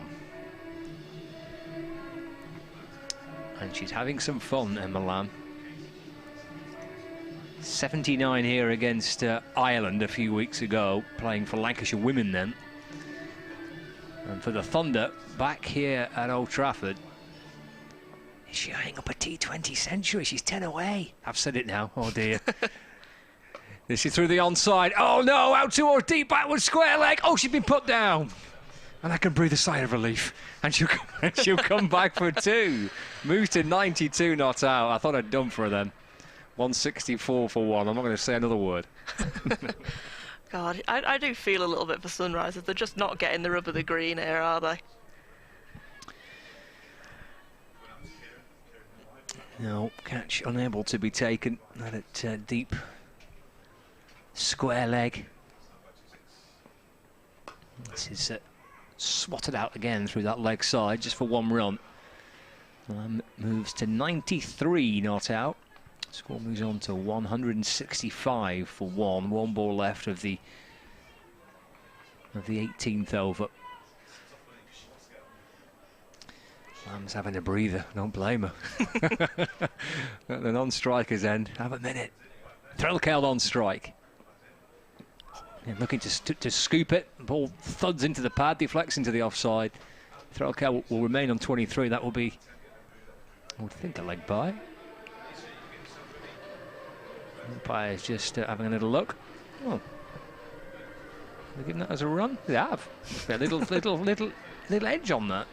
So 24 to Threlkeld. 2 overs left. 166 for 1. Do you like the regional concept that we've got now in the Rachel Hale Flint Trophy and obviously the Charlotte Edwards Cup and these regional setups? Are you a fan of that?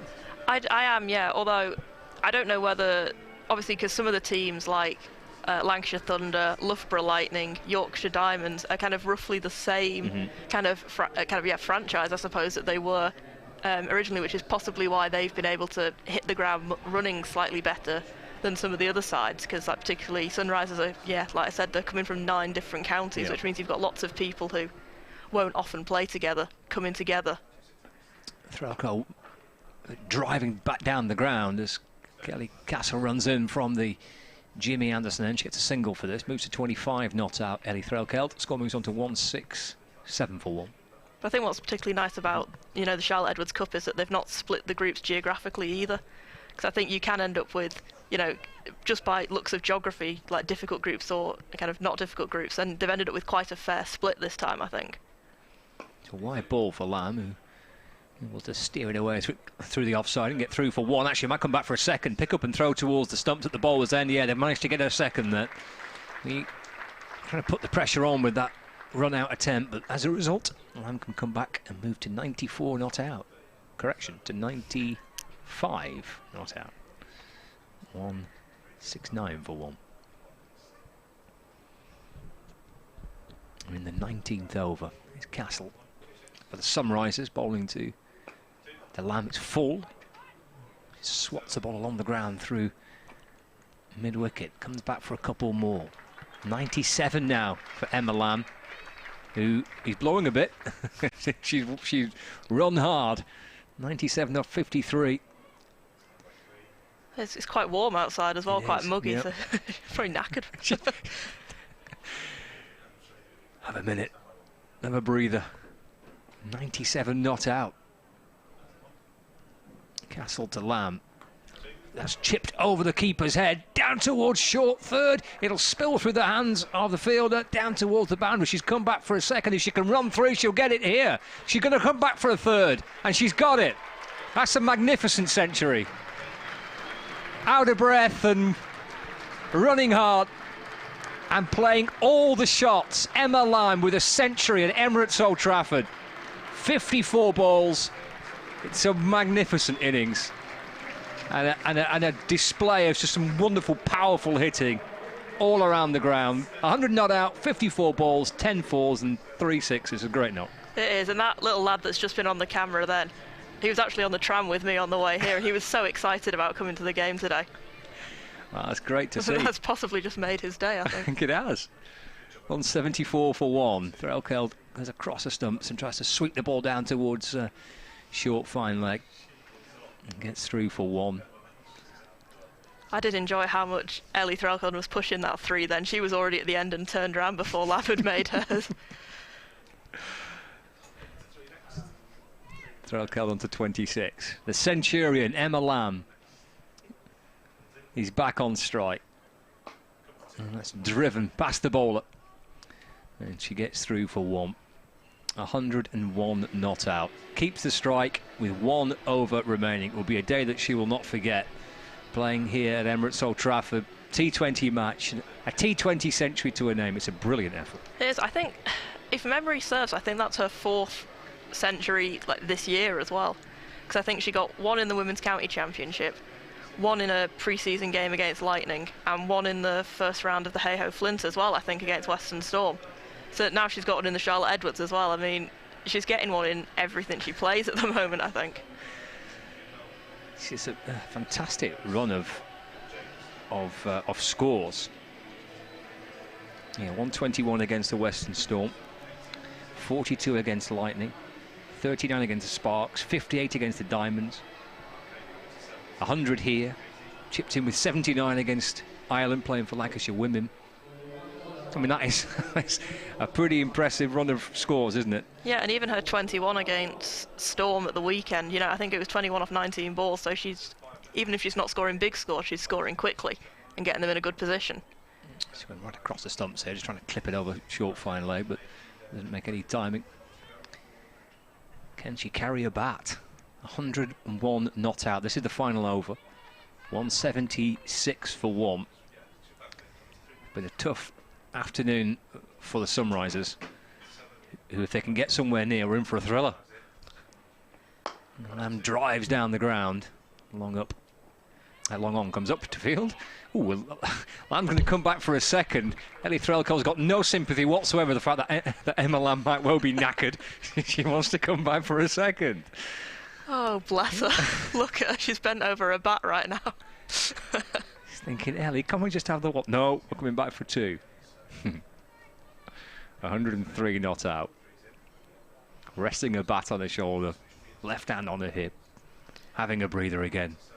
Where can she smack this one? 3 sixes and 10 fours in this innings. Spearing the ball away through extra cover. It beats the dive of Castle. It's 4 more.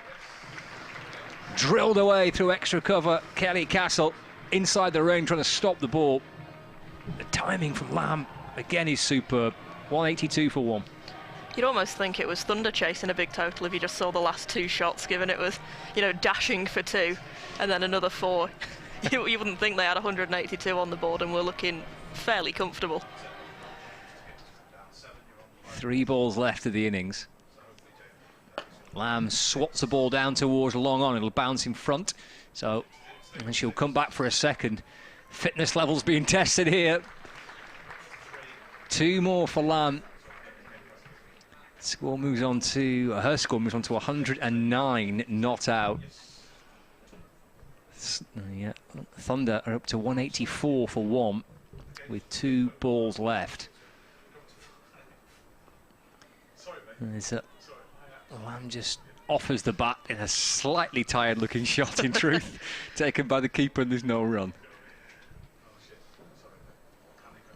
109 not out. Well, she can survive this ball. I'd block it. Emma Lamb, get forward in defence and block this next delivery and carry your bat. I don't think she's familiar with dot balls today, is she? No, it's true. What's she going to go for? Going for a hit through the onside. It'll bounce in front of deep mid-wicket. Oh, she's going to try and come back for 2, and she does come back for 2. Magnificent. She's unbeaten at the end of it. She's 111 not out. That is a fabulous effort. Well battered, Emma Lamb. That will be a day that you will remember, I'm sure, for a long time to come. A century at Emirates Old Trafford in a team total of 186 for 1 from their 20 overs. A tap on the back from Ellie Threlkeld. Ellie Threlkeld herself is 26 from 24, so she's done her bit. Of course, the whole thing set up by Lamb and Boyce to begin with, but this will be a moment that will live long in the memory. And she makes her way back towards the dressing room. And for a well-earned break and a breather, but that was fabulous to watch, wasn't it? It was, and I think what's nice is that I suppose you could look at that scorecard and think that she just smashed absolutely everything, but you know, for the first 10 overs, it was actually all Georgie Boyce really kind of driving it. It was lots of kind of rotating the strike, running for 1s and 2s. It was only in the kind of the latter half of the innings that she actually started smacking it and picking out the gaps. So it wasn't just a case of someone bludgeoning the ball. It was a very kind of mature and measured innings where lets herself get set, kind of reads the field, figures out which bowlers she can pick off, and then just starts picking off boundaries like there's no tomorrow. It's very impressive. It is, and it's put a wonderful total on the board for the Thunder. 186 for 1 from 20 overs, and the start that of Emma Lamb.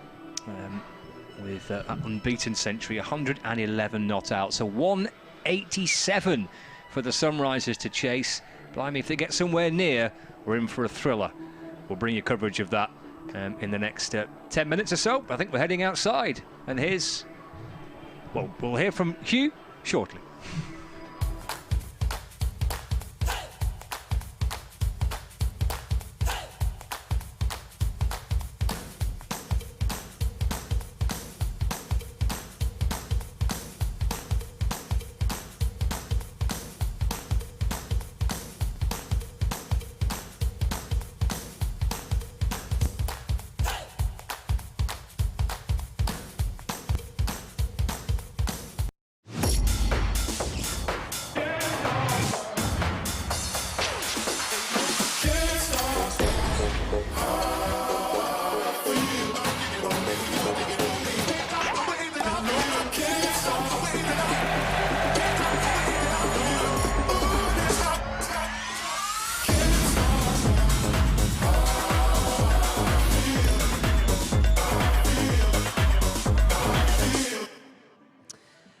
And you can see Emma Lamb in the new colours of the Manchester Originals in the hundreds. Just go to the100.co.uk/tickets and you'll be able to see her amongst many, many other superstars here at Emirates Old Trafford. There has been witness to and an extraordinary innings from Emma Lamb, and we will discuss that very shortly. We'll show you the pictures very shortly as well. Just to remind you, wherever you're watching throughout the world, you can get involved in what is traditionally just something that happens here at Emirates Old Trafford, and that is the draw. There is a draw that has taken place traditionally over the decades here, but we're making it virtual so that you can get involved as well, raising money for the Lancashire Foundation right here in Manchester and beyond, doing such wonderful work through that foundation. If you would like to do that, all you have to do is go to lancashirecricket.co.uk/store and then click on the foundation tab. All the details are there. You could win a signed shirt by one of your Lancashire Lightning favourite players. So that is all there for you to try and raise money as much as you can, and indeed get something in return if you are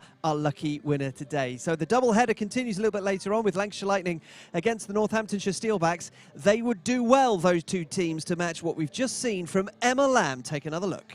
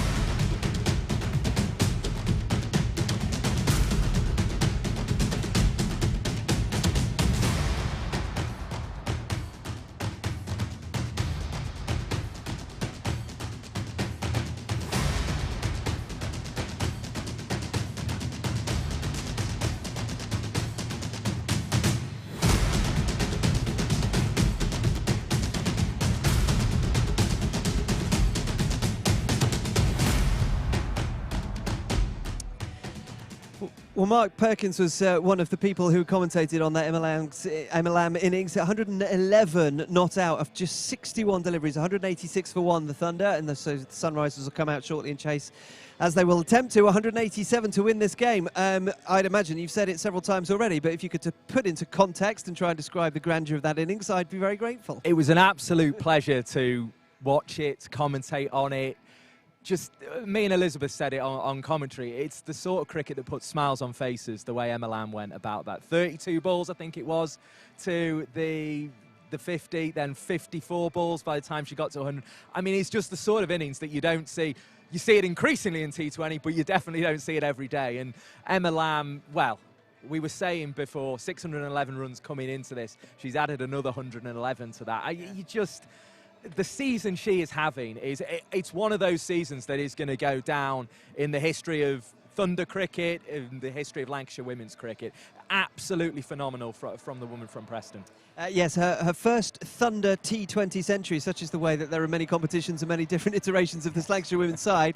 That we can specifically say is Emma Lamb's first Thunder T20 century. She's got a 50-century century, a 50-over century, and she's also got a Lancashire women T20 century. I hope that cleared the history books up for anybody who needed the clarification. But the way that she middled it, but also developed her innings at a pace which allowed her to assess the opposition, but then started to change through the gears. And I would suggest she went from 2 to gear 5 pretty quickly. It's as if Emma Lamb's got 8, 9, 10 gears that most players don't have. She's just a phenomenal player. As I say, it will go down, you know, in history, that innings. It's at Old Trafford. It's not often that Lancashire women, or Thunder as they now are, get to play on this ground. And I felt the 79 last week against Ireland was actually be the innings she was most proud of out of those scores that she'd had. She would have probably been disappointed only to get 21 at Chester the other day. Well, she's made amends today, 111. I mean, you just can't... You know, I am struggling for words, literally. But there is an assessment for particularly an opening batter who comes in. They have to assess the pitch, the conditions. They have to appreciate as well the opposition. And she was 24 off 24 deliveries, so she was going a runner ball. And given that she eventually finished 111 off 61, that gives you an impression of her increase in tempo. But she did it after she made those assessments, particularly of the opposition, who we have to say were below par in the field, and it allowed her to get away. There was a couple of drops. There was one where it was caught, but then over the boundary. So she was able to understand what she was up against and took advantage of those unique set of circumstances. Yeah, I think just quickly on the Sunrisers field, I think actually they weren't getting to the ball a lot of the time. I think there were only actually 2 proper drops. One was where the fielder stepped over the boundary, and to be honest, when she hit that from watching up there in the commentary box, I thought that was always going for 6. I thought if anyone catches this, it's going to be beyond that rope out there. And then there was the one on 92, I think, which was a very hard chance out at backward square leg, but they sort of weren't quite getting to balls. But back to, just back to what Emma Lamb is doing this season. It's just an incredible, just belief in what she's doing, and just this form that she's got, and she's just prepared to ride it for as long as she can. Everyone will be hoping she can ride it right into the 100 as well.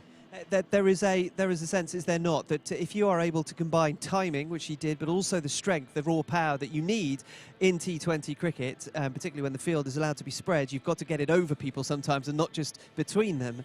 She was able to do that. She's not the biggest of stature. She's 5'6", something like that. But the generation of power is just an extraordinary thing. Yeah, and the cheeks were obviously red, and she was absolutely puffed by the time she went and sat down there. The thing about her is she doesn't fall below 1 a ball. Even when she's getting herself in, she doesn't seem to fall below 1 a ball. There's only been 3 of those innings this year. I think that was her 12th in county and regional cricket so far this season.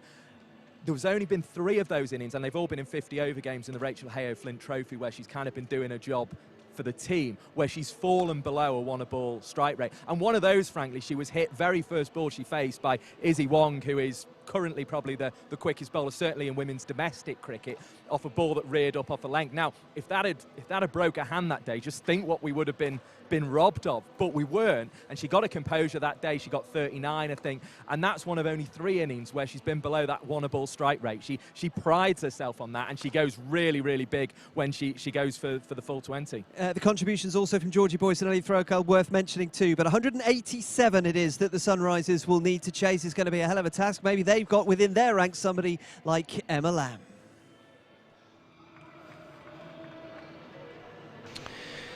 Well, we're in for a thriller if the Sunrisers can get somewhere near to 187 to win it. But what we've witnessed so far has been brilliant from Emma Lamb. I think it's important not to miss out Ellie Threlkel too, Elizabeth, because she under, I guess, a wee bit of pressure, looking for runs. She's not been in great form, but she played a wonderful kind of supporting role there for Lamb, and ran well, got Lamb on strike where possible, kept the score ticking over when she was on strike. It was a great effort, wasn't it? Absolutely. You know, she's doubled her run total for the season now with that innings, so you know she'll probably be feeling just as good as Emma Lamb is, I reckon, because for her to come out and put in a performance like that really kind of justifies her selection at number 3 when, you know, after, you know, doing a couple of subpar performances from there, she might have been thinking maybe I should slip down the order a bit, but now I think, you know, she's kind of taken today and gone, I am a number 3 and I can come in and do that. Yeah, that'll do her confidence and self-belief a world of good. And as ever, I'm looking forward to watching her keep wicket, because she's a tremendous wicket keeper. She is, and she's in that category with, you know, Nat Wraith at Western Storm and Beth Heath when she's not injured for Northern Diamonds, of people who should probably be looking at themselves and thinking we're the ones that are going to be fighting out to take over from Amy Jones.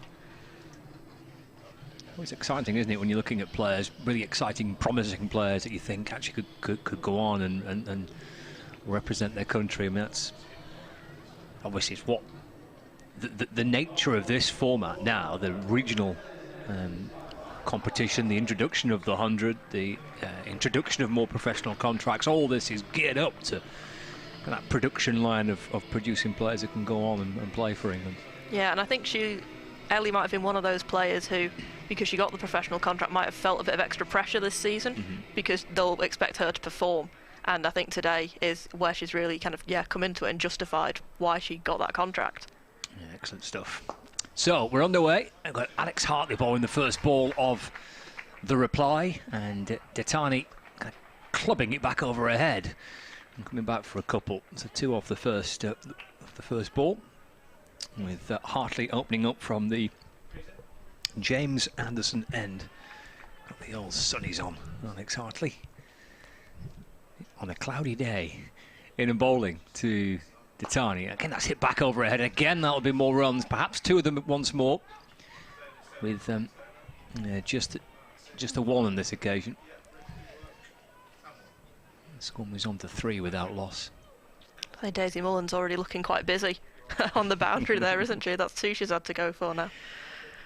Yeah, currently at long on, mid-off inside the ring, so a long on and a deep mid-wicket on the 2 Thunder fielders outside the 30-metre circle.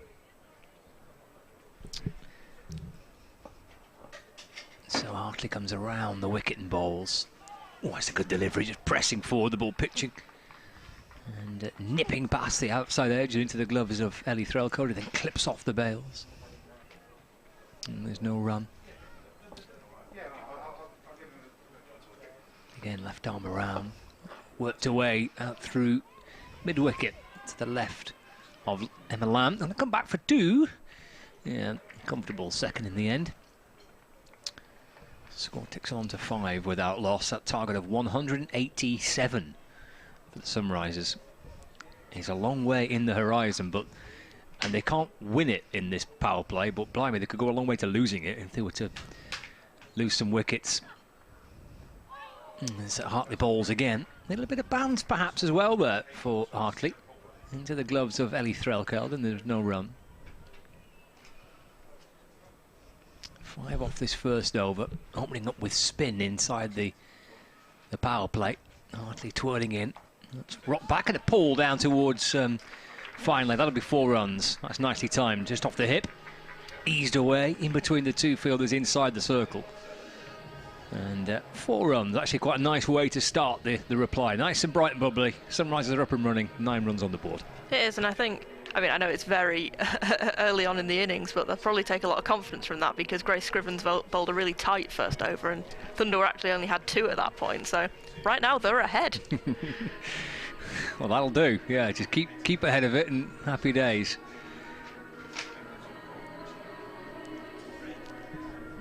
Got on the scoreboard here at Emirates Old Trafford the DLS target as well, which is also a nice little gauge. There's the batting side. Use that just to kind of gauge and measure your run chase. It gives you an idea as to where you probably should be. And Kate Cross to open up from the Brian Statham end for the Thunder, just tweaking the field a little bit. What have we got here? Deep third, deep square leg. 1 slip in place. As Cross runs away from his right arm over the wicket and bowls to Detani. That's a deflection down towards short fine leg, and there is no run. Hannah Jones inside the ring there. Dot ball to start the second over. And the day we watched Emma Lamb get to an unbeaten century. 111 not out from 61 balls. Now inside the ring at extra cover. Lamb watching Cross bowling. It's back of a length. That's muscled away over mid-wicket.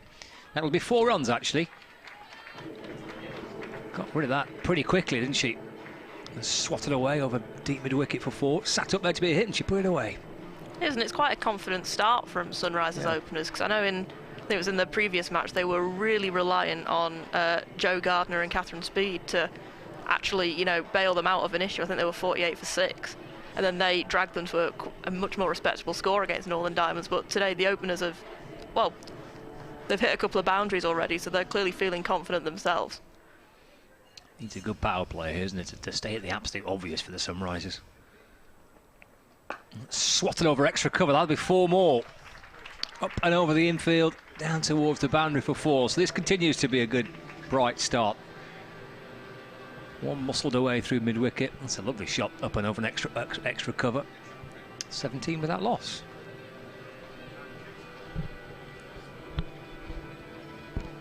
It's always a balancing act, isn't it, the power play when you've got a run chase, because yes, you need to score to keep up with the rate, but wickets in hand are vital. You've got a big target to chase. Don't want to be losing early wickets in the first 6 overs. She's driven, but to Emma Lamb inside the ring. And again, there is no run on this occasion. It's a dot, and then a 4, a 4, and then a dot. In this second over, Kate Cross bowling from the Brian Statham end.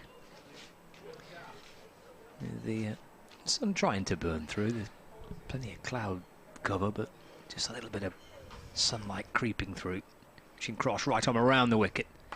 And that's pulled out toward deep square leg. Oh, that's a great catch. Right down by the deep square leg boundary. That's a wonderful take. I think that's Laura Marshall, I think, on that square leg boundary.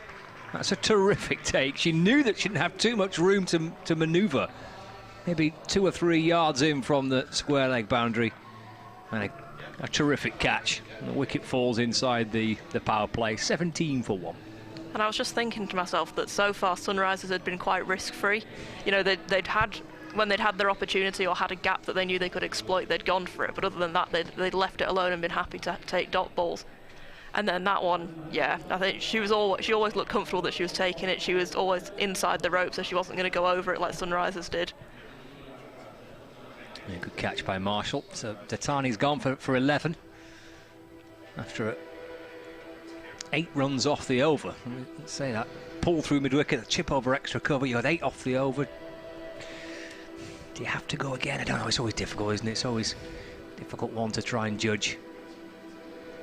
This isn't like you said. You want to go hard during the power play because you've got the advantage with the field. Yep. But you don't want to go too hard that you end up losing some of the people, and particularly if it was Datani that went, she's one of the more experienced players.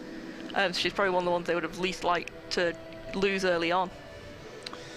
No, she's gone. She's back down in the hutch down below us, and there's Grace Scrivens, new batter. It's the final ball of Cross's first over.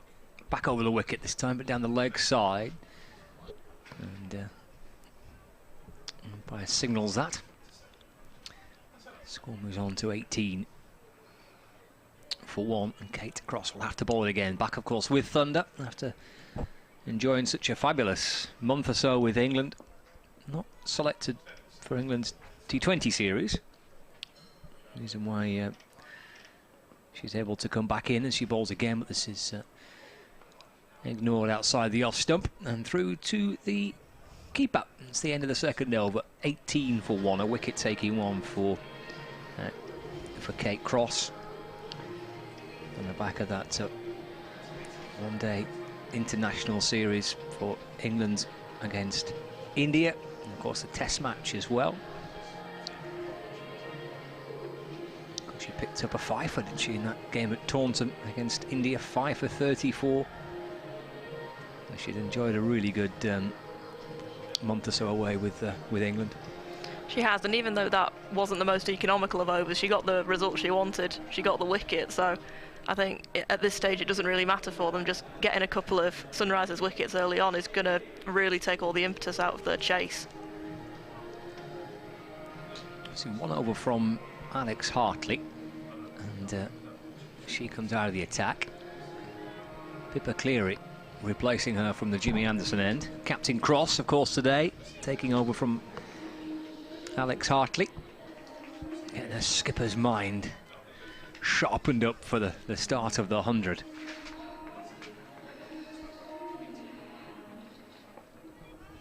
Scrivens on strike for the Sunrisers.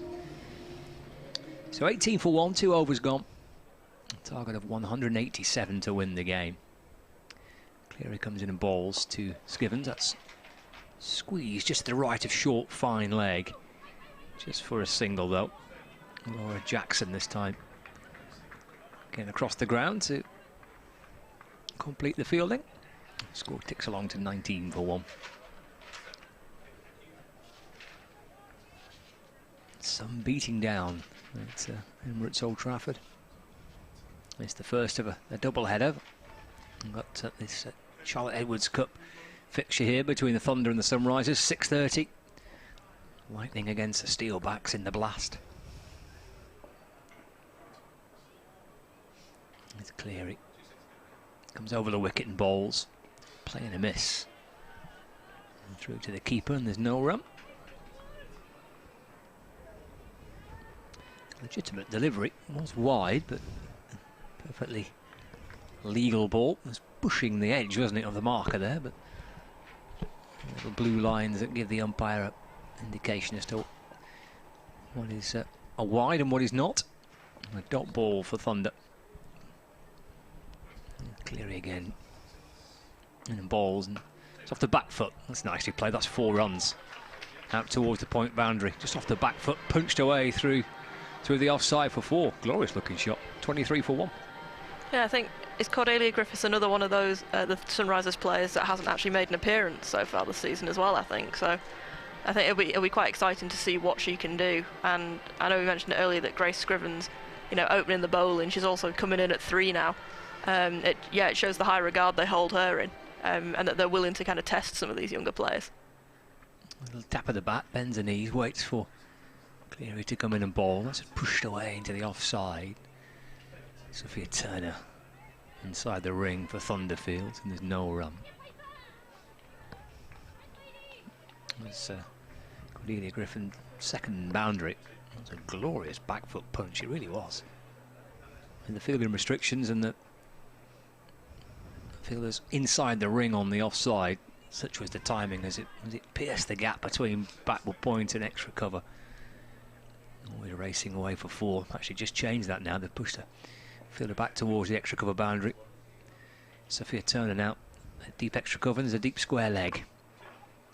Chopped away through the offside just for a single.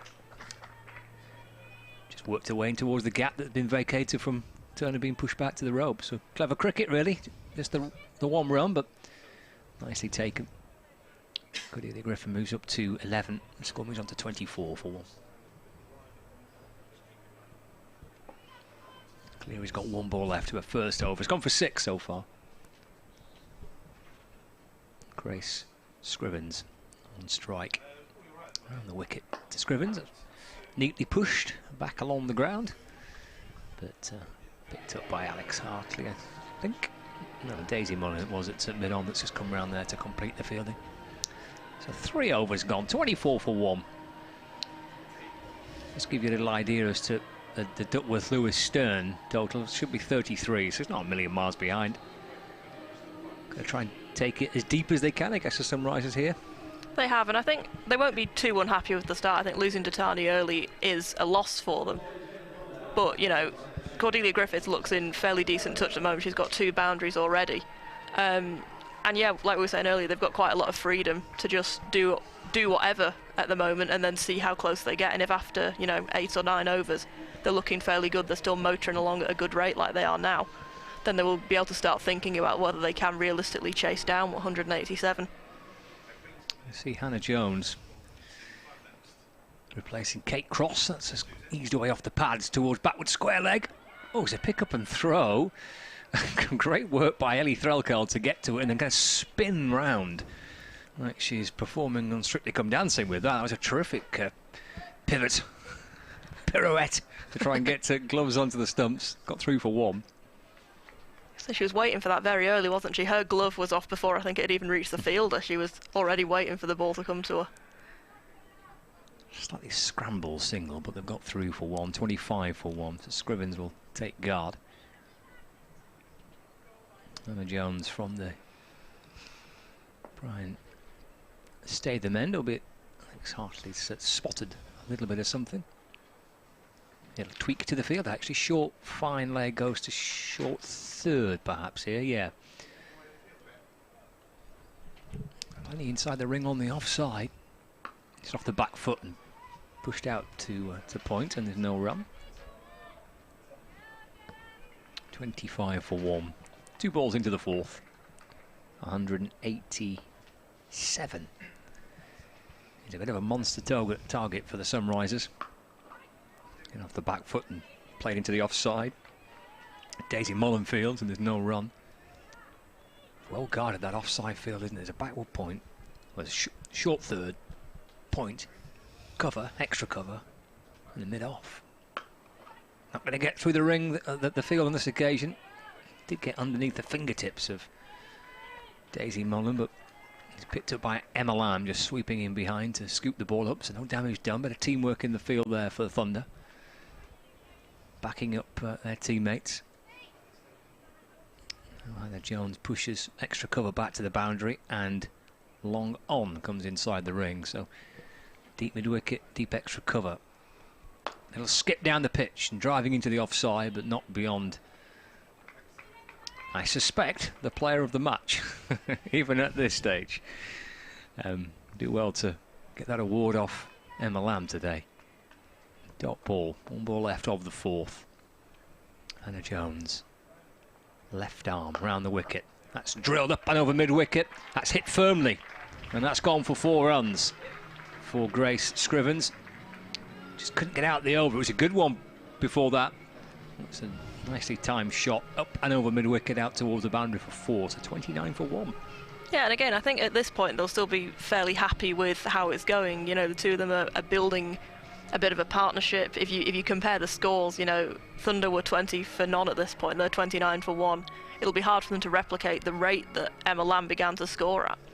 But I suppose it makes the kind of 158 off 96 balls look slightly less intimidating when you know that you are keeping the scoreboard ticking over, you're getting a boundary every over and it's going quite nicely for you. But with Emma Lamb taking that in the field before, you're just thinking she's just everywhere at the moment, isn't she? Everywhere you look, yeah. It's just Emma Lamb. Sometimes you have those days, don't you, where it works for you with the bat, and then if you're in the field, the ball's always coming to you, and you don't put a foot wrong. Could just be one of those days. Get to see her have a ball as well. She'll probably chip in with 3 or 4 wickets.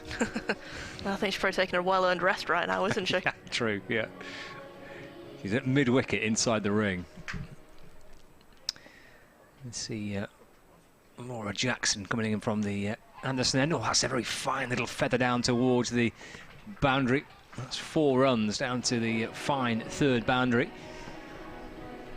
Little feather off the bat, beating the keeper. Score moves on to 33 for 1.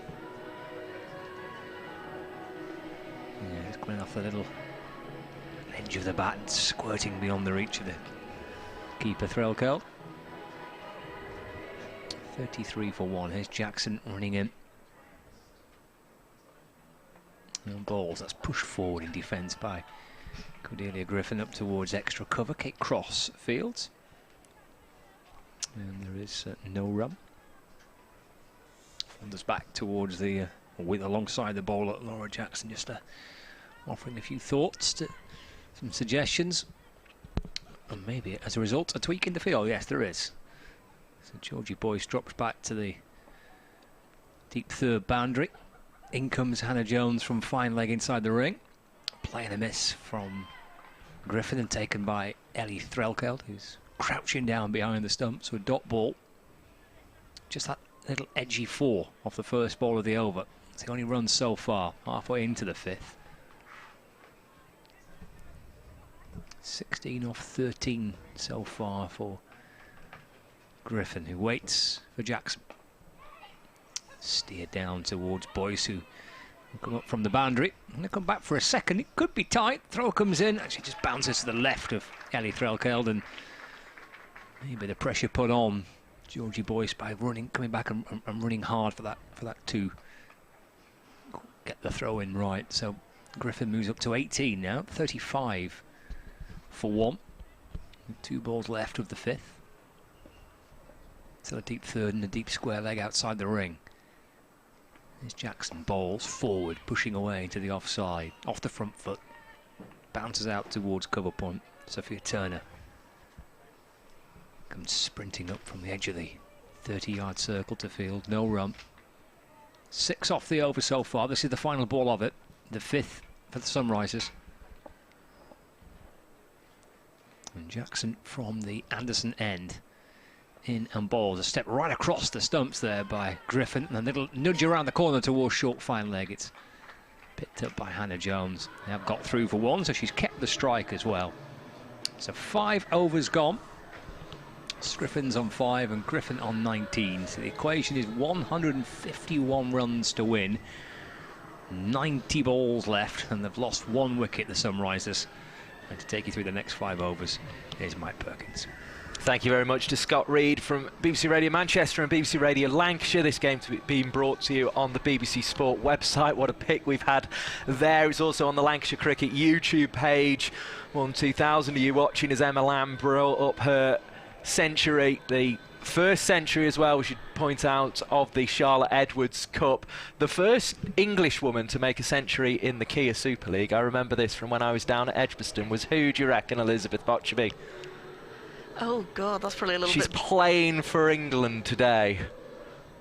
And might open the batting, I reckon. You're really testing how much I've been paying attention. Can I be very cheeky and say that her century was possibly before my time?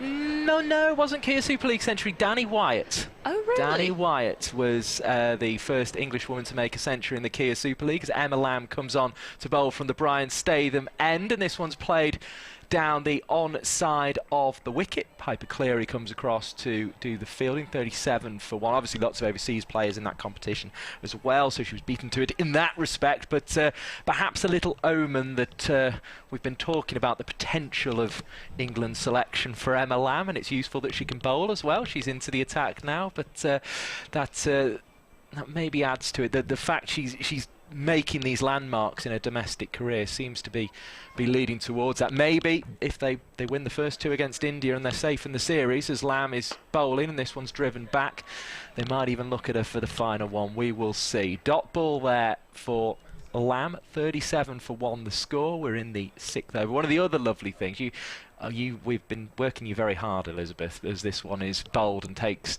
the pad, but because me and Scott have been quite lazy today and having little breaks every now and again, you do get to go outside. So I went onto the balcony where all the cameras were during my first little break, and then the second one I had to get down to pitch side as Lamb is bowling. This one's driven into the offside. Cleary's across well, and then I think almost couldn't work out how she was going to get back to her feet to throw that one in, so just threw from the floor. Single to the total, 38 for 1. Sunrisers, well, they need 9 and a bit and over, but they're keeping in the game at the moment, chasing 187 at the moment. But because I had to get down to the pitch, I went and just perched myself at a social distance behind the Thunder bench as Emma Lamb bowls here, and this one's struck into the offside. Horrible bounce off the matting for Laura Marshall. Didn't seem to affect her. She just picked it up in one hand and went to throw down the stumps. I think Kate Cross was quite relieved that her colleague had got and picked that up, because it might have caused her a few problems otherwise. Another single to the total, 39 for 1, but I was able to perch just on the corner as Emma Lamb was bringing up her century. I can reveal at 90, I don't think I'm revealing too much to say, at 95 as Emma Lamb is hit up into the air, and Turner's going to be underneath it. Oh, and she's dropped it, and she'll be unhappy with that. You could see in the frustration from the throw how crucial it will prove to be. We will see.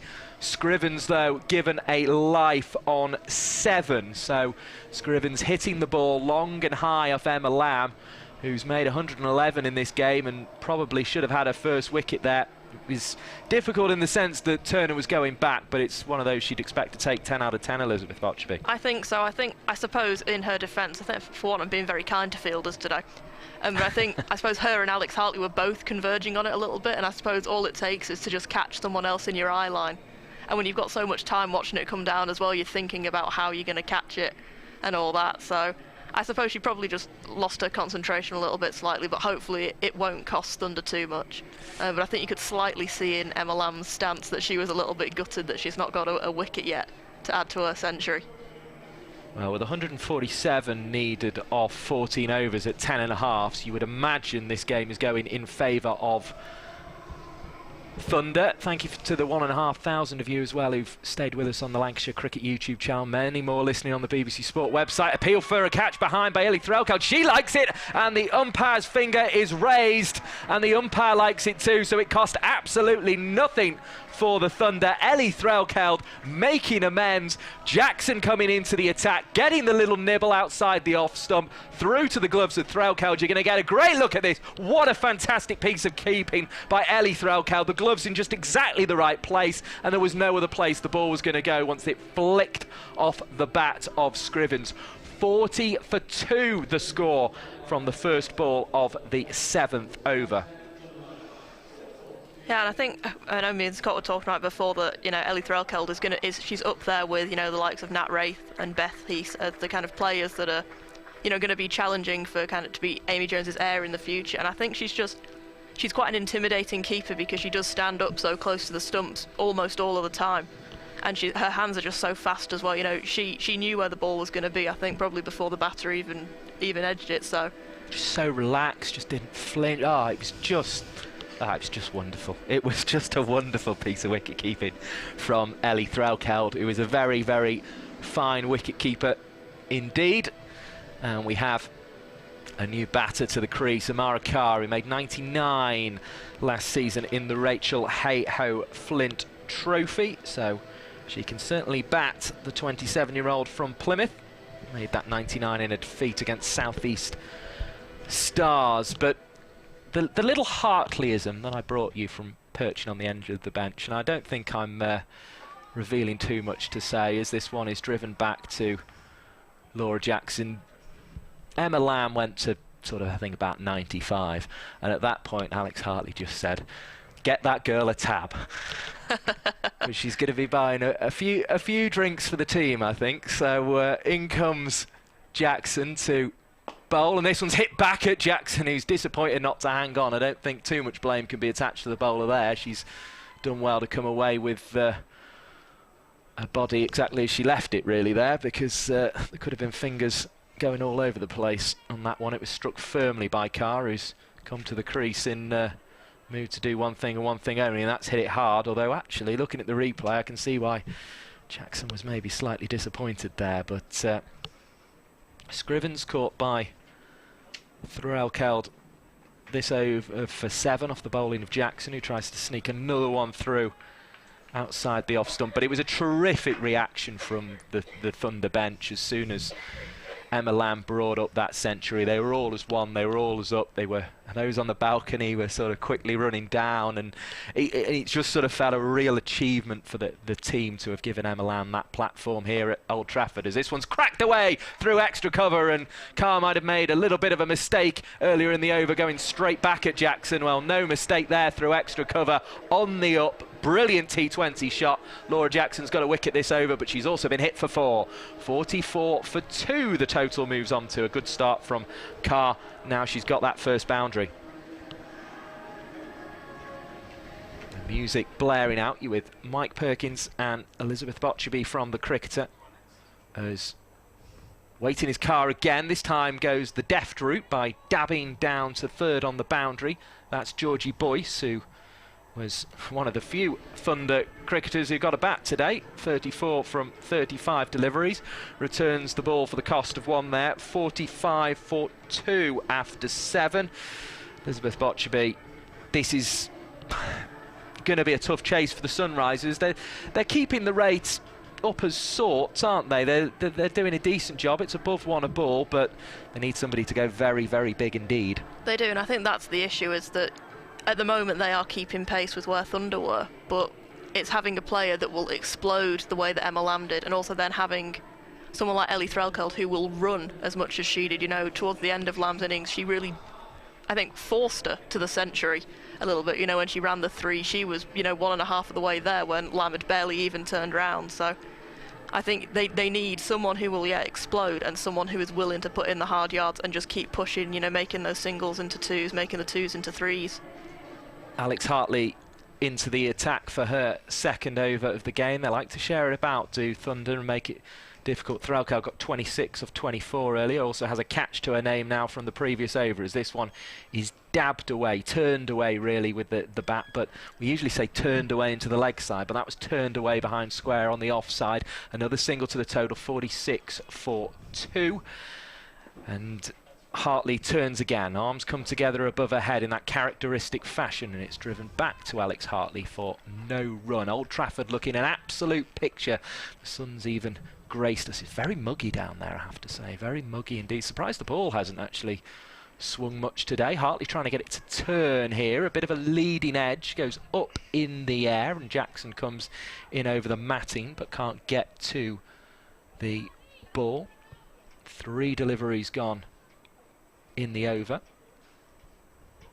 Griffith just has a little word with herself behind square on the leg side before dropping back into her stance, and Hartley's on her way. Shades on. Oh, driven through extra cover, but Cleary will be there on the boundary to pick up and return to Alex Hartley, and they're looking a good unit here, Thunder, and you have to say they should be in for one of those places. You would think that should be what they're looking at to get through from this group. They are, and I know we were saying at the start that, you know, the winner of this game will temporarily go top, and it'll be quite a statement. Hartley, and it's a reverse sweep. There's an appeal for LBW. A shake of the head by umpire Ibbotson. A dot ball is the result. It'll be quite a statement from them to have, you know, 2 wins after 3 games, go into the 100 with confidence high, and then come back into it knowing that they'll be in a strong position to challenge one of Northern Diamonds or Western Storm, probably for the qualifying spot.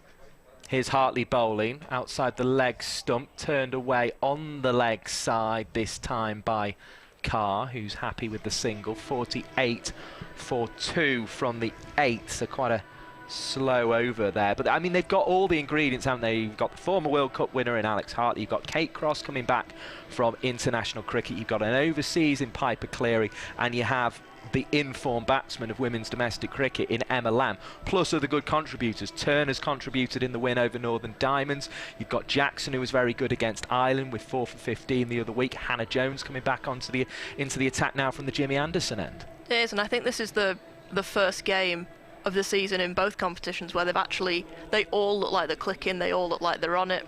And I think for one thing, that kind of friendly they had against Ireland as Lancashire will probably have done them the world of good, because it will have been it's a friendly, it's a game where it doesn't really matter what happens, you can just go out there and enjoy yourself. And being back at Old Trafford where they did play so well and having a bit of a bigger stage, I think it's bringing people kind of to their best because they want to impress.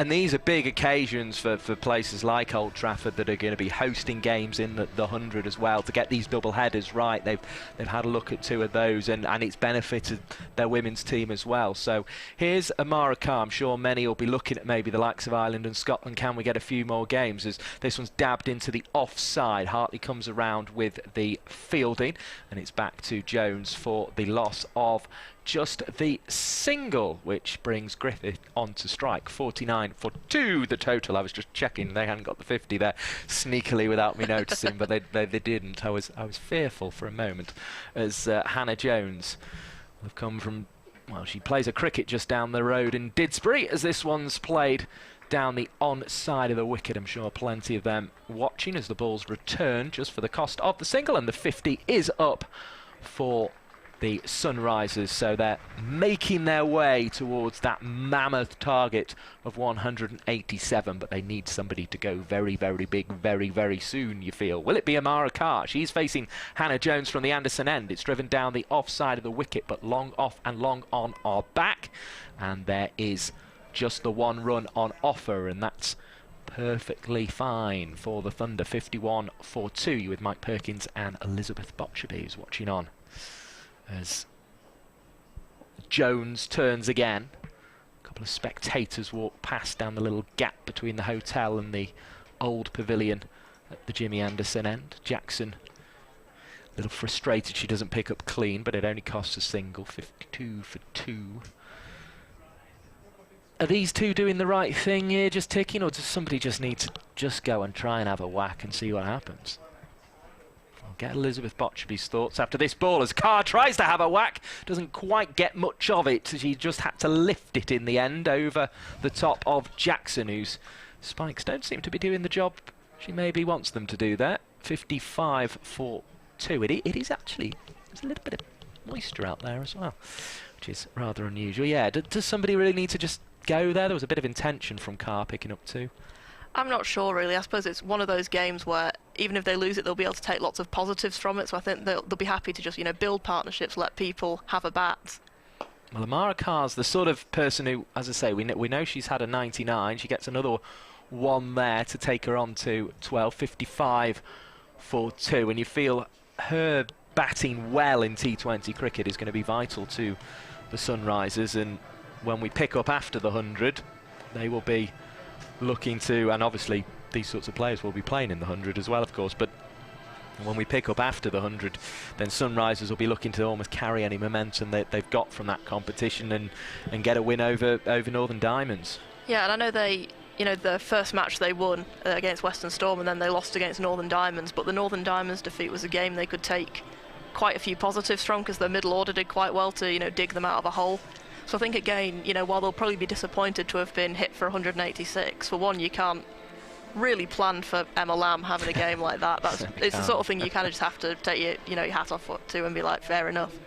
But if they can build a couple of partnerships, if they can get to a close enough to it, then they'll be able to think, actually it's a vast improvement from getting hammered every game like they were last year. Here's Lamb, who's bowling. This one's swept behind square on the leg side. Jones is there on the 45 to pick up 55 for 1. We've just begun the 10th over, and it is Emma Lamb trying to ensure that you genuinely can't keep her out of the game. Sunglasses on now to bowl off spin. It's short and helped around the corner once again. Jones there with the fielding, and then this is the aspect of 2020 cricket now, isn't it? The couple of singles there, great start to the over, but now you need the boundary. Now the pressure's on all of a sudden to hit Emma Lamb over the rope. She's got 2 back on the leg side. There's 2 just in front of us at long off and long on. So through the offside you feel might be the route, and a dot ball is picked up by Lamb, who even threatened a shy at the stumps of Griffith, who's come into the side today. He's 24 of 24. That's quite a impressive place to be. Will she be the one to try and match Emma Lamb? 3-4 so far. She comes down the track, she's hit it high. Has she got enough on it? There's a fielder underneath it, but it'll go over the rope for 6. Nothing Turner could do about that one. And well, if somebody is going to match Emma Lamb, Cordelia Griffith has got the 6s to do it. 62 for 2, and that was a really impressive shot. And those in Essex, in the capital London, who follow Middlesex, out in East Anglia and Norfolk, they will have enjoyed seeing that one, as down the track again comes Griffith and is happy to settle for a dot ball driving back to Emma Lamb. Approaching the 10 over mark here. Mike Perkins and Elizabeth Botcherby with you. Scott Reed to return shortly. We're on the BBC Sport website thanks to BBC Radio Lancashire and BBC Radio Manchester, as well as the Lancashire Cricket TV YouTube channel. Appeals for LBW, that's never going to be given. It was high, it was wide, and it was most certainly not out. But it is a dot ball to finish the over with. 62 for 2 after 10. There is a lot of work to do to get to that target of 187 at the halfway stage. I can see Elizabeth Botcherby is looking at how that compares at the 10 over mark, so I'll let her tell you that, and then Scott Reed will return. Yeah, so at the 10 over point, Thunder were 69 for 1. They'd just lost Georgie Boyce, and it was kind of teetering on whether they'd be able to build another partnership with Lamb, or whether it would, all start to run away from them a little bit, like they've had the tendency to in the past. But from there, they just completely exploded, and it was 50-odd runs off the next 4 or 5 overs to really just take the game away from them. So that's what Sunrisers really have to try and replicate. It's just whether they have someone who can bat like Emma Lamb. So 69 for 1 after 10, Thunder. Yeah.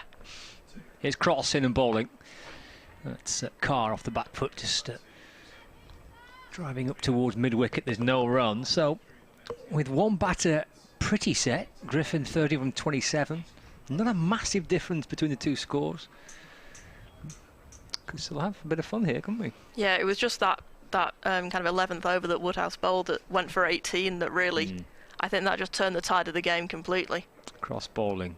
And this is just weaved down towards the boundary for 4 runs. It's a kind of fine deep third beyond the reach of Threlkeld, and 4 runs, 66 for 2. So a big over somewhere in the not too distant future, just to get the Sunrisers going. That might just kind of spark a bit of extra belief that they can take this deep and chase these down.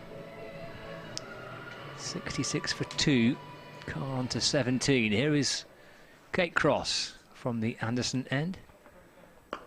It's driven to mid-on. Pick up and throw toward the stumps, but they get through for a single.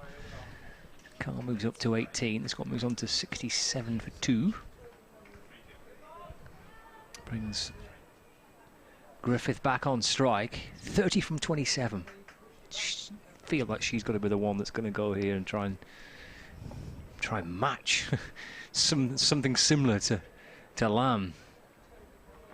Cross in and bowling. Oh, slow ball bouncer, which tries to swat it away, but through to the keeper, no run.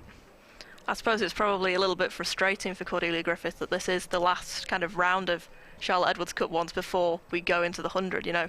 Otherwise she'd be probably thinking, I've really cemented my place at the top of the order, you know, coming into the team and performing like this.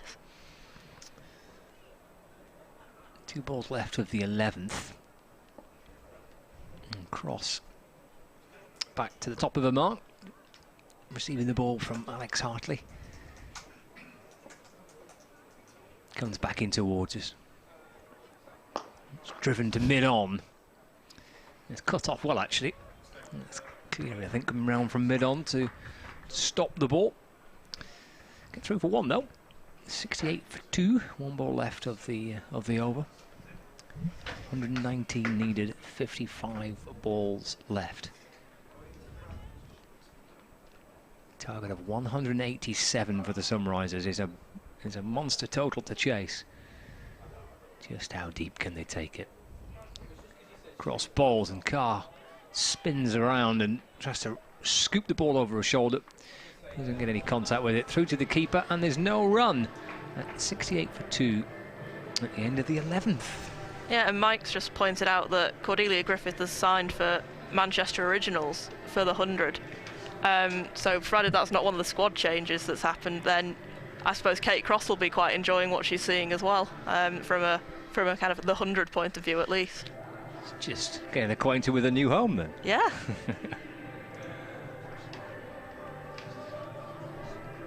I see Alex Hartley reintroduced. She bowled 2, 2 overs for 12. Elizabeth was very kind there to credit me with that. It was a complete fluke. I thought, I'm sure Cordelia Griffith signed for somebody in the 100. I better look it up, and it happened. It was the Manchester Originals, which was rather nice. Here is Hartley, left arm around. Oh, that's gone high. Griffin's gone high up towards Emma Lamb. Oh, and he just burst through the fingers of Lamb and come back for a second. Score moves up to 70 for 2. It was high, that, wasn't it? It was swirling around. Lamb just couldn't quite get into position. In the end, the ball just went through the fingertips as she was falling backwards at around about mid-off. Oh, this comes off a little leading edge and loops away into the offside. Falling safe. Threlkel coming from behind the stumps to field.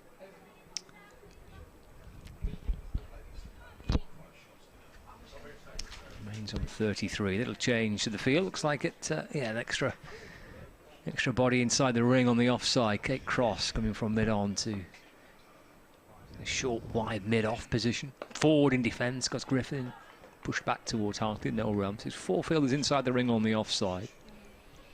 There's a deep square leg. There's a deep mid-wicket. Long on and a long off. Alex Hartley bowling from the Brian Statham end. So skipping in towards the pavilion and bowling. Griffin come down the pitch and that's drilled along the ground. Up comes Sophia and Turner to field. Pick up and throw. Well, it could be a run out here. There is. Yeah, she's gone. Well, that's a smart piece of work. Sophia Turner scooping the ball up. Throw coming in. Trying to go back and keep the scoreboard ticking over. That's a terrific piece of work. Skip down the pitch. Wasn't timed massively well up towards a long on boundary. Pick up from Sophia Turner in towards the keeper's end and taken by Threlkel, who then demolishes the stumps. And Cordelia Griffin departs for 33, trying to come back for a second. 71 for 3. She just got stranded a little bit in the middle there, didn't she? Like, she hesitated part way along, I think, not realising that Sophia Turner was going to throw it quite as quickly as she did. Good piece of work, wasn't it? Good clean pick-up, nice early throw-in. Well, that's a significant blow, isn't it, for the Sunrisers? With a batter set, Cordelia Griffin run out by Turner for 34. That is a big blow for the Sunrisers. And perhaps once again, it pretty firmly pushes the feeling of the game back in the direction of the Thunder. Hartley in forward goes McLeod in defence and push back towards Alex Hartley. And there's no run, just dries her fingers, and then it's back to a mark. Balls once more, it's chipped, oh, just beyond the reach of Cross.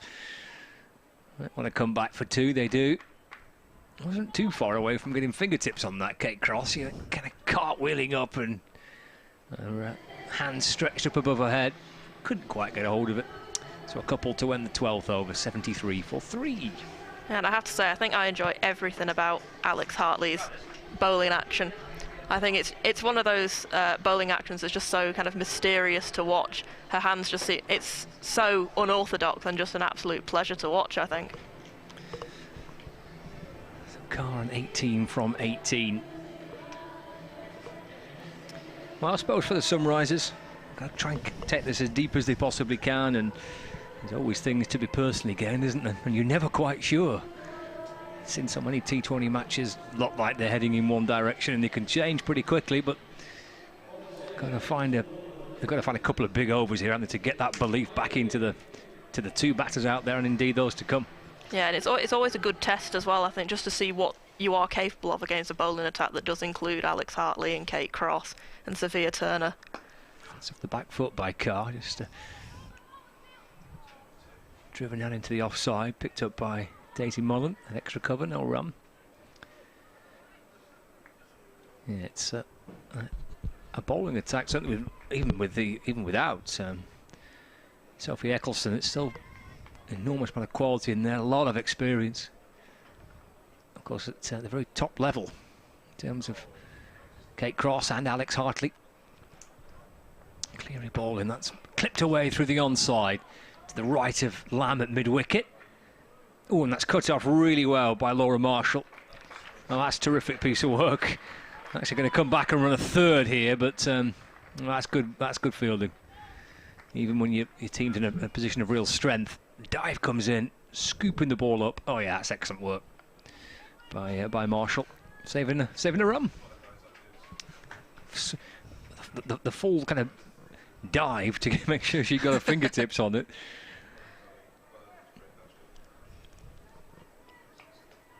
.76 for 3. Big conversation between Alex Hartley and Kate Cross and Pippa Cleary. Cleary coming in towards us over the wicket and balls, a little bit short and wide. And chopped down towards short third, just for a single. Score ticks along to 77 for 3. Live from Emirates Old Trafford in the Charlotte Edwards T20 Cup. This group fixture between the Thunder and the Sunrisers. With the break for the 100 coming soon, and then competition resuming at the back end of August. Winner of this tie will move to the top of the group. Club back over the bowler's head. That's a good looking shot. That was before, I think. That's timed really well. That's a terrific shot. Driven firmly back over the bowler's head up towards the straight long on boundary for 4. 81 for 3. Bit more of that required for the Sunrisers though. Yeah, who knows? Amara Carr might just be thinking about doing an Emma Lamb here. Clearly doesn't want to be upstaged. Well, why not? Yeah. I think she was captain before Kelly Castle, I think, as well, so maybe it's just for her having that captaincy taken off for a bit might be a little bit of a pressure relief, because she's not having to concentrate on what the rest of the team is doing. It can just be about her right now. Cleary in bowling. That's a step across the stumps, but she missed, having gone right across the stumps, and then seeing the ball clatter into the woodwork. And that's the 4th wicket to fall.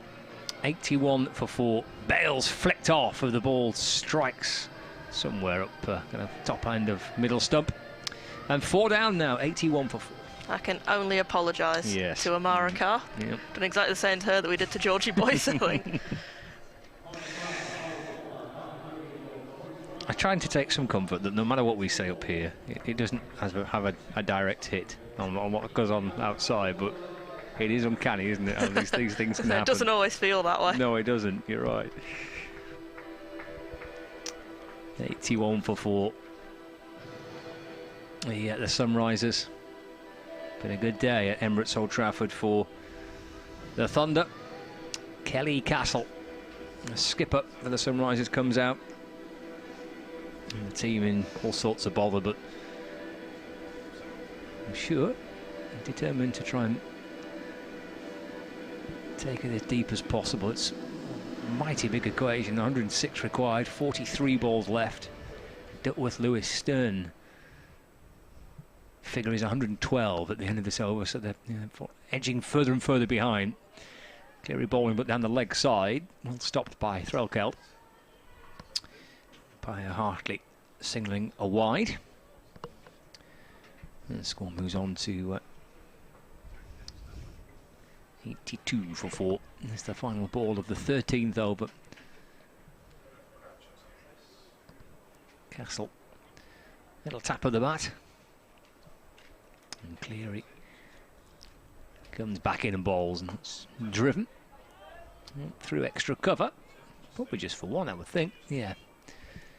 Again, that's pretty sharp work by Sophia Turner, who's been good in the field for the Thunder today. Restricting the Sunrisers just to 1 run. So 13 overs gone. 83 for 4. Castle has 1. And Cloud on 3. 42 balls left. It's going to take some doing from this stage, isn't it? We'll see what the Sunrisers can conjure up. Yeah, and I think what will make Kate Cross quite happy right now is that the wickets are being shared among the bowlers. So, she's got 1 herself, Jackson's got 1, Cleary's got 1, the run out was off Hartley. It's not another kind of one-man band performance from Emma Lamb like it was at Northern Diamonds. Everyone's chipping in, everyone's having a good day. Yeah, it feels like a proper kind of team effort, doesn't it?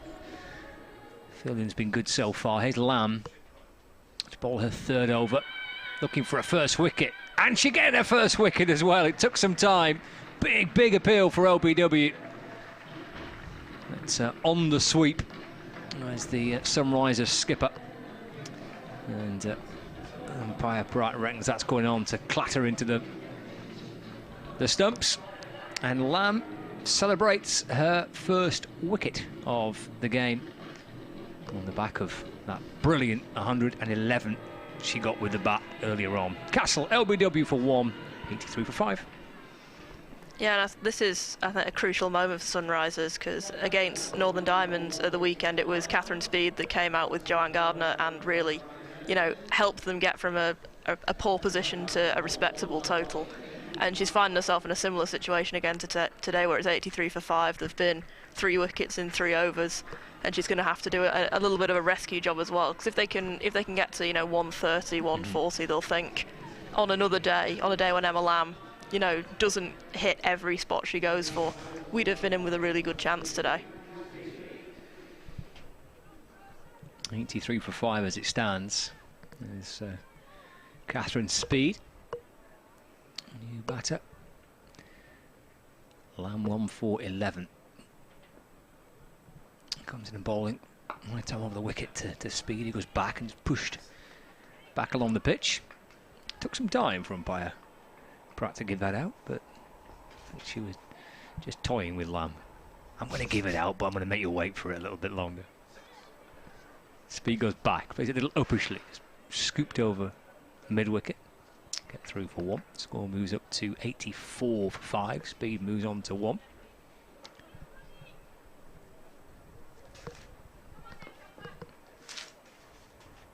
halfway into Lamb's third over. In and ball, and that's a little clip away out towards mid-wicket. Cross comes up to field. Score ticks along by another run. And he's on to 85 for 5. Brings speed back on strike. And Lamb in and bowling forward and driving down the ground. Will be picked up by Hartley, who just beats Sophia Turner to it. Turner was coming up from the long off boundary. Hartley spinning round from mid-wicket and just getting there just ahead of a teammate. 86 for 5. This is the final ball of the 14th. Step to the leg side and chop away through the offside, but it's well guarded inside the ring there on the offside, and there is no run. End of the 14th over. 86 for 5, speed 2. McLeod on 4. There's 36 balls left, 101 runs needed. Live from Emirates Old Trafford in the Charlotte Edwards Cup. Double header for you today, with the Steelbacks to come next against Lancashire Lightning, the Northant Steelbacks. It's a 6:30 start. It's a bit of T20 double headers, starting with this Thunder Sunrisers game. It's like Hartley might bowl out from that Anderson end. She's coming back into attack here. Yeah, she is. She's bowled 3 overs for 17, and Hartley will complete her 4-over allocation. Kate Cross has still got a couple left. 2 overs, 1 for 15. Pippa Cleary, 2 overs, 1 for 16. Hannah Jones, 2 overs for 12. Laura Jackson, 2 overs, 1 for 12. So plenty of options. But Hartley will be the first Thunder bowler to complete her 4-over spell. Speed on strike. Left arm around the wicket bowling. That's driven towards a wide long off. Bit of hesitation. Eventually they decide that there is 2 there. Speed comes back for a second. Moves up to 4, 88 for 5. Strange that Sophia Turner's not had one yet, had a bowl yet, given that she was, I mean, I know she took a bit of a pummeling against Western Storm, but that was, I think, just a freak over. Given she was so good against Northern Diamonds, but perhaps, given that they've got such a big total, they might just be, you know, giving the ball around a bit, letting some of the players, like Laura Jackson, who don't get a bowl quite as often, a bit more of a go. Just worked away through the onside by Speed for 1 run, 89 for 5. It's a nice luxury to be in, isn't it? Yeah. Kind of pick and choose and think, actually, look at another option or 2 in this game. It's swept out towards deep square leg. Just for another run, 90 for 5. Hartley got 3 balls left of her spell. She's not captain today for the Thunder. It's Kate Cross with the honour of skippering the Thunder in this fixture. Hartley comes twirling back in. Speed drives along the ground firmly through mid-on, just for a single. 91 for 5. So 2 balls left of the 15th. The required runs now into double figures, but it's still 96 from 32. This is clubbed up towards long off, and it's gone for 6 in the end. Kind of parried over the bar, I think, by the fielder at long off, who signals the 6 to the umpire. It'll step down the pitch. That went up and high and down towards the long off boundary, but Cleary unable to take the catch. In the end, it's kind of tipping it over the bar. It's gone for 6. So it made a little bit of a mess of that, didn't she? But I suppose, I don't know, which way's the sun coming from here? I'm not used to seeing it. What, the sun in Manchester? Yeah. Final ball of the 15th. And play and a miss. And through to the keeper, with quite a wonderful expression on the face of Alex Hartley, who might be feeling a little bit grumpy because she's gone wicketless and probably thinks that she should have had 1 there. End of the 15th, 5 remaining, 97 for 5, 90 required off 30 balls. And to take you through, here's Mike Perkins. Thank you to Scott Reed from BBC Radio Manchester, BBC Radio Lancashire. Good to be on the BBC Sport website. Good to be with you on the Lancashire Cricket YouTube channel. Good to have more than 1,000 of you still with us. Elizabeth Botcherby from The Cricketer as well alongside us. I mean, the 90 runs now in 5 overs, it ain't going to happen. But the Sunrisers, to be fair to them, they're going about this in a perfectly respectable way, and they're enjoying that opportunity out there on that good wicket at Old Trafford. Yeah, and I think they've had some good individual performances as well, like Amara Carr, Cordelia Griffith, players who will take kind of like personal confidence from it. And I think they're probably a side that's just waiting for the moment like Thunder are having now, where everything clicks and you get, you know, 3 or 4 players having a good day with the bat. Cross bowling from the Brian Statham end, and it's blocked back to her for no run by Speed. Yeah, they've been the star performers really. Griffith with 34 off 33 and Carr with 21 off 22 before being bowled by Piper Cleary, going for an ambitious little sort of scoop up over her shoulder on one knee, as in comes Cross once again, played out into the offside. There's a single on offer. Boyce won't pick up cleanly out there, and they'll be back for 2 in quick time. Catherine Speed living up to the name. 99 for 5. Sorry, I shouldn't. Yeah, 99 for 5, and Speed back onto strike as they make use of the wide open expanses of Old Trafford, which Emma Lamb was making big use of as well, as this one's driven up to extra cover, and it will be fielded by Daisy Mullen, who's had a relatively quiet day, it has to be said, sitting down there at number sort of 5 or 6, and Thunder didn't really need that far in the end. She had to field the first 2 ball of the innings as well. You know, she was kept quite busy for the first 2, but other than that, yeah, I think that's the first time I've heard her mentioned for quite a while.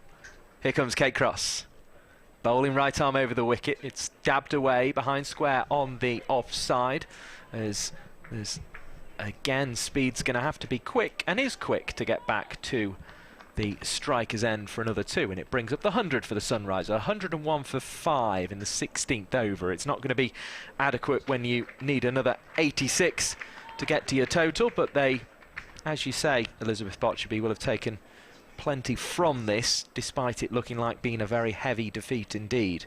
Here comes Cross, and across the stumps goes Speed. It's all pad, that one, I think, and I think there'll be a knock of the knee by umpire Ibbotson there. 102 for 5. High cloud here in Manchester, plenty of blue sky amidst it as we look away over the scoreboard to our left-hand side. Trafford Town Hall in the distance. I felt very at one with the people on the balcony, who are steadily increasing actually as this game's gone on. This ball played behind square on the leg side. There'll be an opportunity to pick up and throw back by Marshall, and she's got to run out.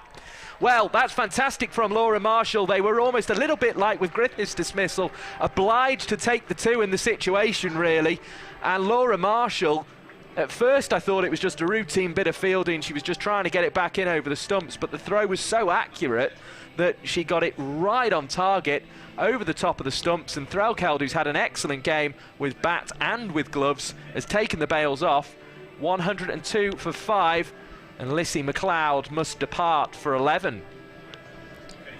Yeah, and I suppose I think they hesitated a little bit in the middle again, when, you know, whether to go for the 2 or not, and I think if they'd just been a little bit more confident in it, they probably would have got back quite nicely. But you're right, it's a very good display from Ellie Threlkeld, and I think it could be kind of a pivotal turning point in her season, because she's doubled her runs for the season. She's finished not out, which will have done her average no end of good. She's completed 2 run outs now. She's looked very, you know, tidy behind the stumps, so I think a really big day for her that's rightly going to be overshadowed by Emma Lamb, but she deserves her own little moment in the spotlight.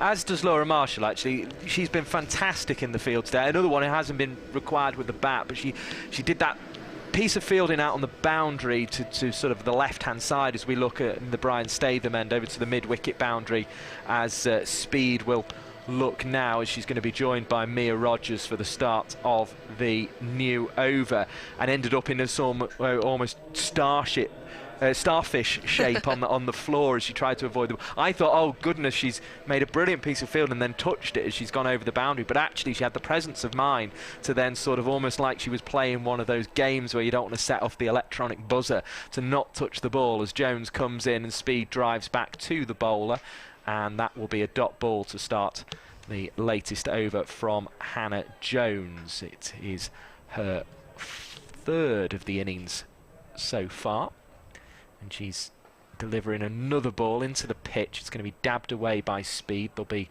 one on offer to the back of the ring at cover point. Lamb comes across with a fielding who made 111 earlier, 104 for 6, chasing 187 to win. But she did superbly, ended up in a starfish shape, and then managed to effect a run out as well. So well done to Laura Marshall, as in comes Jones to bowl, dabbed by Rogers, but she won't get off the mark on this occasion and remains scoreless there. But as I say, I felt with Griffith, it was almost as if she was obliged to come back and take that second run, and it was a disappointing way for her innings to end, really, because it had been excellent, and particularly with that 6, you would have liked to have seen it gone on for another half an hour. No run from that drive, so Rogers again must wait for her first opportunity to score, but the 6 down the ground, it lasted for 45 minutes, the Griffith innings, from the start of the innings, as Rogers has gone past, and it's the first thing Threlkeld hasn't been able to do, and that's take a stumping from a ball that didn't really bounce. That was how it did Rogers, and Threlkeld, she's that good, she'll be disappointed with that, actually. As here is Jones, who will be equally disappointed, you would imagine, not to get the victim there of Rogers. Tries again, but it's played out into the leg side. They thought about 2, but it definitely wasn't on that occasion. Not that it has been on for the run-outs of Griffith and in the previous over, McLeod. That over, the 17th of the innings, comes to an end. 105 for 6, the total for the Sunrisers. They still need 82 to win, and it's drifting away from them at an ever more rapid rate. But I suppose what they've got to not do is just let this innings sort of fade off. They want to get up to kind of try and be getting up towards that 130 mark, really, don't they? Yeah, and I think if they can complete the innings without being all out as well, it'll be another thing to show that they haven't just, capitulated when things have started going wrong. And I know you mentioned Amara Carr's dismissal earlier, and I think although you might look back at it and think, was that a bit reckless and a bit of a silly shot to attempt, I think it also shows how high her confidence is, that she's willing to try that and go for the extravagant stuff, which again, I think in a defeat like this they can take heart from, because it shows that the players are kind of feeling good in their own abilities and backing themselves to do the kind of extravagant things that you see a player like Emma Lamb doing. Well, even with Tani actually early on, it was a confident shot that she went for it and tried to clear the boundary, and that's kind of what you got to do when you're chasing 187. You've got to try and hit these runs. As Cleary comes in to bowl, and with all that experience from playing for the Perth Scorchers, gets it through to the gloves of Threlkeld. That's already been a route of dismissal once in the innings. The gloves of Threlkeld taking the catch off Jackson, stood up to the stump. She's also taken the bails off well from returns from Turner and Marshall in the field. Marshall taking that catch off Ditani as in comes Cleary and bowls. This one's clubbed into the offside, and the ever active, ever in the game Emma Lamb is there with the throw back. It almost sounds mad to say that and it only cost 3 runs in the end, but Emma Lamb couldn't cling on to the catch. You were just expecting her to take it because she's Emma Lamb, and that's what she does.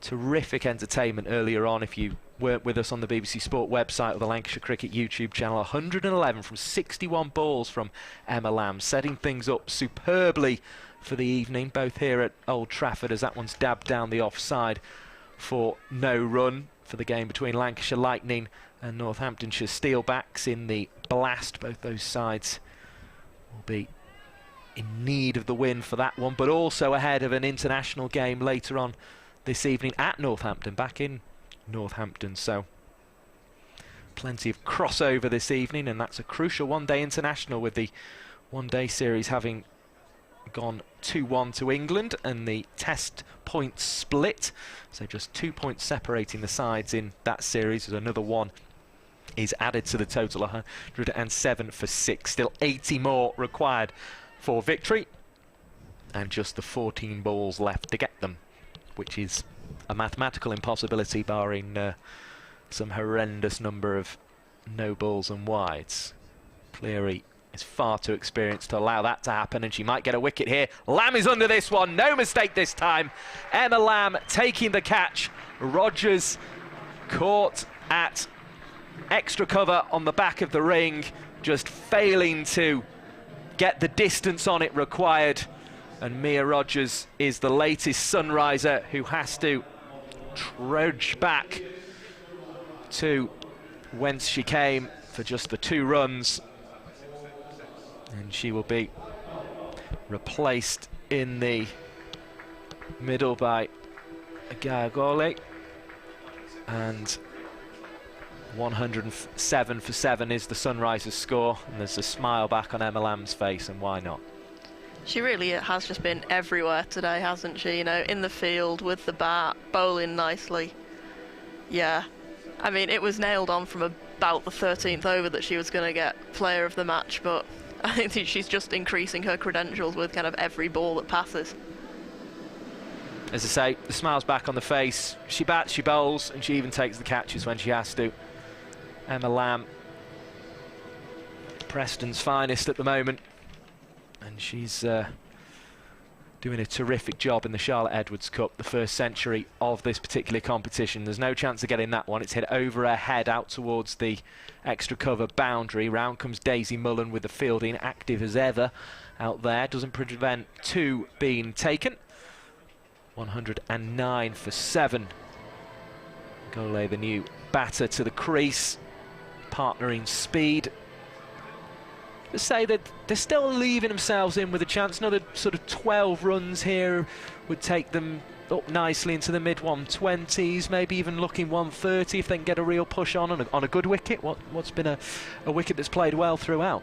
Yeah, I think so. And going back to the stop that Emma Lamb did, that she then threw in for an attempt at the stumps, given it was overthrown, I think a team that was slightly more on it might have gone straight away for 2, whereas they hung back a bit, and then it was only when the fielder finally had hold of it that they thought about it. So I think in these, final 2 overs, they need to just throw caution to the wind a bit and think that we can get 130. 130 would be a very respectable total, and something they can take a lot of positives from. 187 the target.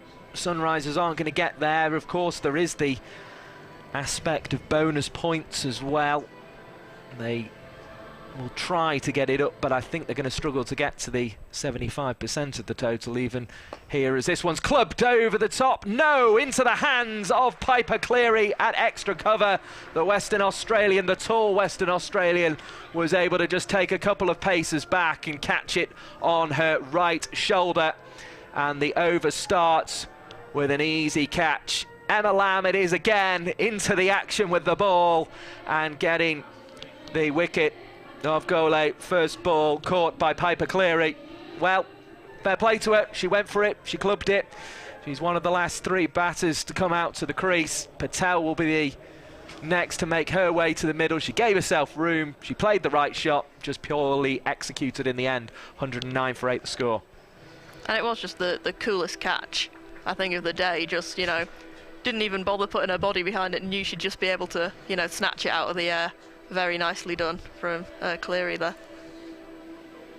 Yeah, it was just the athletic qualities, wasn't it? She's a tall player, a player of athletic build, and she was just able to use that to just comfortably move away to her right-hand side and take that. And now Lamb has got another one. Caught and bowled. Well, Emma Lamb has made 111, and she's now on a hat-trick. 109 for 9. She can wrap up the game here in this over. A caught and bowled of the finest style. And, well, I think your laugh there, Elizabeth Bott, should be echoing that of Emma Lamb. She can't believe the day she's having. She's got a terrific smile on her face. Well, it's just, I think it was 19th over against Northern Diamonds. She took 2 wickets, ran someone out, and had someone run out by Sophia Turner. and this one she's got 2 wickets. You know, clearly the 19th over suits her a lot, and if she gets a hat-trick now, I mean, I'd be tempted to retire on the spot. I don't think life gets much better than that. Well, I think it might for Emma Lamb. There's plenty to come for her, isn't there? And it was a terrific caught and bowled from her, just pouching it as if she does it every day. It's just as if that is what Emma Lamb does. So it's Woodhouse to make her way out at number 11. As we say, her first performance for the Sunrisers, and she's got to face a hat-trick ball. Emma Lamb starting the rave over there with, I think, I'm going to guess, Alex Hartley up at mid-off. And she's getting the crowd going now, is Alex Hartley for the hat-trick ball. Come on, Captain Cross, we've got to get some catches in, surely. In comes Emma Lamb, hat-trick ball to wrap up the game. Oh, she's bowled a wide down the leg side, and she can't believe it.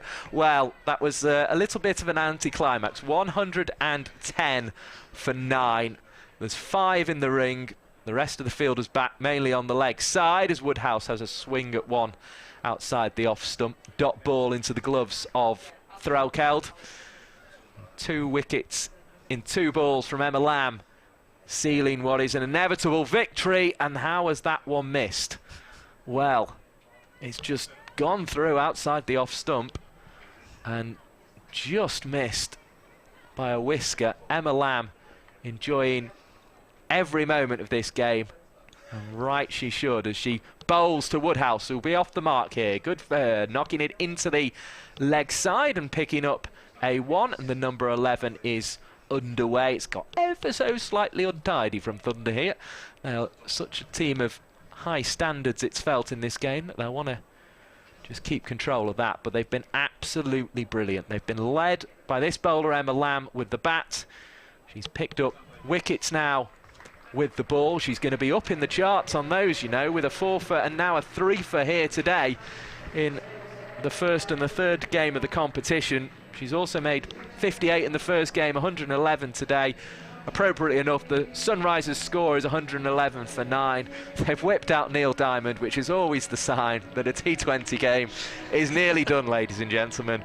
And this one very much feels it. Credit to the Sunrisers. They have kept going. They've kept playing good cricket. The 120 still may be on offer this over. They've only got 1 wicket to get there. Kate Cross is going to be bowling it, so it won't be easy. I know, but I think all they can take from this game are the positives that will come from it. You know, Amara Carr, Cordelia Griffith, people going for the adventurous shots. You know, if they can hang on for these 6 balls, they'll be not out, which means they'll have, you know, they'll have slightly defeated, I suppose, you know, Kate Cross and Alex Hartley here, because they won't have managed to get the 10 wickets. But yeah, and they can't moan to have had a game like this at Old Trafford. Here's Croft to Woodhouse. Woodhouse hitting down the ground. There'll be 1 on offer. Hartley across to do the fielding for her captain now. I did think it was nice of Kate Cross to still give Alex Hartley the first over of the innings there, making sure that that would have been a real power move about the mug argument, wouldn't it, if she'd taken the first over off her, as Alex Hartley's been asked to just go a little bit wider here. Patel on to strike, yet to get off the mark herself. She's inside edged past the stumps on the leg side, and that will be a single. Down to fine leg. Jones coming across to do the fielding down there. 113 for 9, so another 1 off the total. And Kate Cross on her way once more. Bowling from the Brian Statham end. It's cracked out into the offside. Oh, there's a misfield there. You can't really blame the Thunder too much at this stage. It was Georgie Boyce in the pitch ends on that occasion. 114 for 9, but it's with 73 runs to play with, you can almost excuse a little bit of stiff bones trying to get down to a bouncing ball like that. It does cost Cross a single that she won't be happy about at all, as across the stumps goes Patel. Doesn't get a massive amount of bat involved, I think would be my instinct, and it's confirmed by the umpire as a bye. I thought there was actually some pad involved, but it must have been off Threlkeld's pads. She'll be disappointed with that because she's such a good wicket-keeper. What a great catch that was, stood up to the stumps. What a great innings it was from Emma Lamb. That is the story of this game. Cross looking to finish it off this ball, and she bowls and is hit out into the offside, and Mullen is there with the fielding. and 115 for 9 it remains. So 187 was the target here. It looks as if victory will be secured. This ball, well, it's almost impossible for it not to be.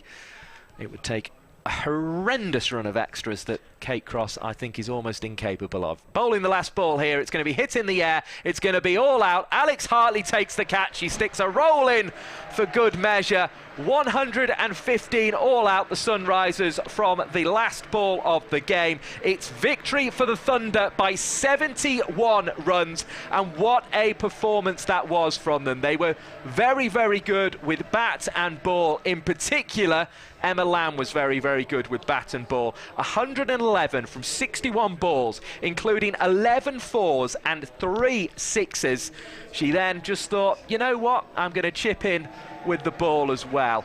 A double wicket over, 3 for 16 from 4 overs with the ball. Not even her best figures of the Charlotte Edwards Cup so far. I think we've seen a team here today, Elizabeth Botcherby, that can really compete in this competition and can go on and even challenge the likes of Southern Vipers potentially. I think so. I think they've proved that on their day, when they get everything firing, they can do it all. You know, up until that slight misfield by Georgie Boyce, they probably hadn't misfielded one for absolutely ages, and it was an innings that was never going to end any other way. You know, Kate Cross even caught by Alex Hartley.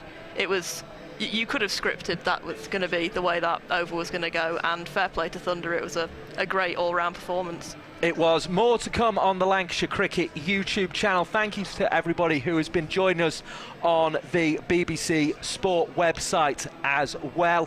It's going to be a fantastic evening of cricket as well as a fantastic afternoon of cricket. Victory here for Thunder against the Sunrisers, and then this evening we have Lancashire taking on Northamptonshire. Bye to everyone on the BBC Sport website, and down to Hugh at pitchside for everyone on the Lancashire Cricket YouTube channel.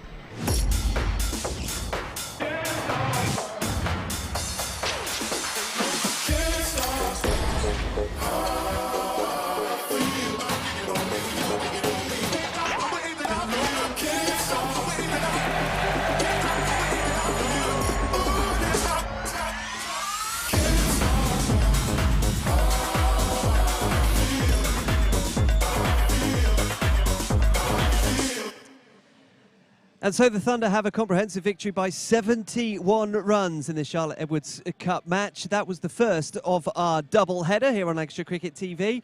Coming up in a little while, we'll be watching the Lightning take on the Steelbacks. That is, of course, in the Vitality Blast. Alongside me, you will note, is Mr. Rob Jones. Rob, that was an impressive performance by Thunder, and Emma Lamb, what a player! I know, yeah, brilliant. Kicks off the night really well with the women winning there. So obviously they played brilliant. They got a big score, and I think it might be a bit of a tricky pitch again because the pitch we played on last week. But yeah, it says kicks off the night really well with the women playing. So yeah. Well, Rob Jones has joined us to have a look ahead to this absolutely crucial match tonight for you. It's been a difficult campaign so far, because when you've been good, you've been really good, and when you've fallen short, you've often fallen short in kind of desperate, close circumstances. Very much the case at Headingley the other day. So how's the team feeling ahead of these last 3 big games for you? Yeah, I think we certainly know the importance of these. You know, the group's really tight. You know, we've just got to try and win 3 out of 3, and hopefully that we can qualify. And I think tonight, obviously, we could try and kick off. We're winning tonight. It's just a massive, massive game, and you know, we know the importance of it. We're going to speak about that, and I think it's going to be who assess the conditions the most tonight, maybe. But yes, it's so crucial that we win, and we'll give it a red hot crack anyway. So yeah. Yeah, it's a thrilling situation because clearly you know exactly what you need to do, but you also know that you need to do it here at home. So what's the benefit of having it in your own hands, but having it here too? Yeah, our record here is outstanding. You know, this year, obviously, we've won games at home. We've struggled away from home. So we know what we do well here, and we play really well here. So, like I say, I think we've just got to assess the conditions. Obviously, we're missing Parky and Saki, which is a bit of a big loss, but, you know, we've got the players coming in that can do the job. Like I say, our record here is brilliant, so we've just got to hopefully win tonight and start that momentum going into the quarterfinals, hopefully. Yeah, talk to us a little bit about your own form, because the last 2 games for the team have been 1 win and 1 defeat, but your consistency has been very much at the heart of the batting performance, particularly at Headingley. Talk to us about a little bit of a kind of an awakening, if you like, for Rob Jones and the T20 team. Yeah, I obviously started well in the twos. I didn't play the first few games here, but in the twos I had some form, which was nice, and I thought over the last couple of games controlled the situation pretty well. I've done what I've done in the twos, and I think I just found a bit of confidence, you know, and it's just a case about momentum, T20, and that's the case with the team and individuals, you know, so sort of got a roll, and as soon as you know your role and you're clear about that, then it makes it a lot easier. So like I say, in the middle order there, I know what I need to do, and then hopefully get myself in and try and push on towards the end. So yeah. Because there's always been value in the top order of the Lancashire side. We've known that. We've talked about it a lot. But there is also value in that middle order, that finisher position. Do you fancy being that guy? Yeah, I'd love to be. I'd love to try and win games of cricket for Lancs. That is ultimately what it's about. And if I can be that person to be known as a finisher or something like that, and hopefully start my career that way in T20, you know, it goes a long way to try and win games of cricket. And it, like you say, it's a crucial role, and if I can perfect that, then yeah, happy days. Well, go well tonight. We look forward to watching you. Thank you, Rob. Thank you very much. Cheers. So that is Rob Jones, and now replacing Rob. You can go. Don't worry. She's got her own microphone.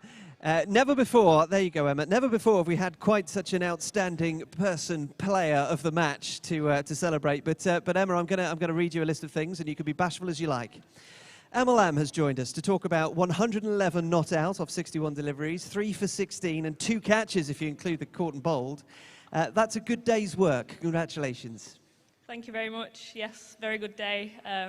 Always love playing on Old Trafford. It makes such a difference playing on a good wicket. Yeah, I'm very happy with my performance and happy we won. So yeah. Last week, it was a very impressive performance by you against Ireland, and we thought, well, that might be one of those kind of innings that Emma's really proud of, you know, at Old Trafford in front of all those people. But now you've gone even better. So tell us about the innings that you played today.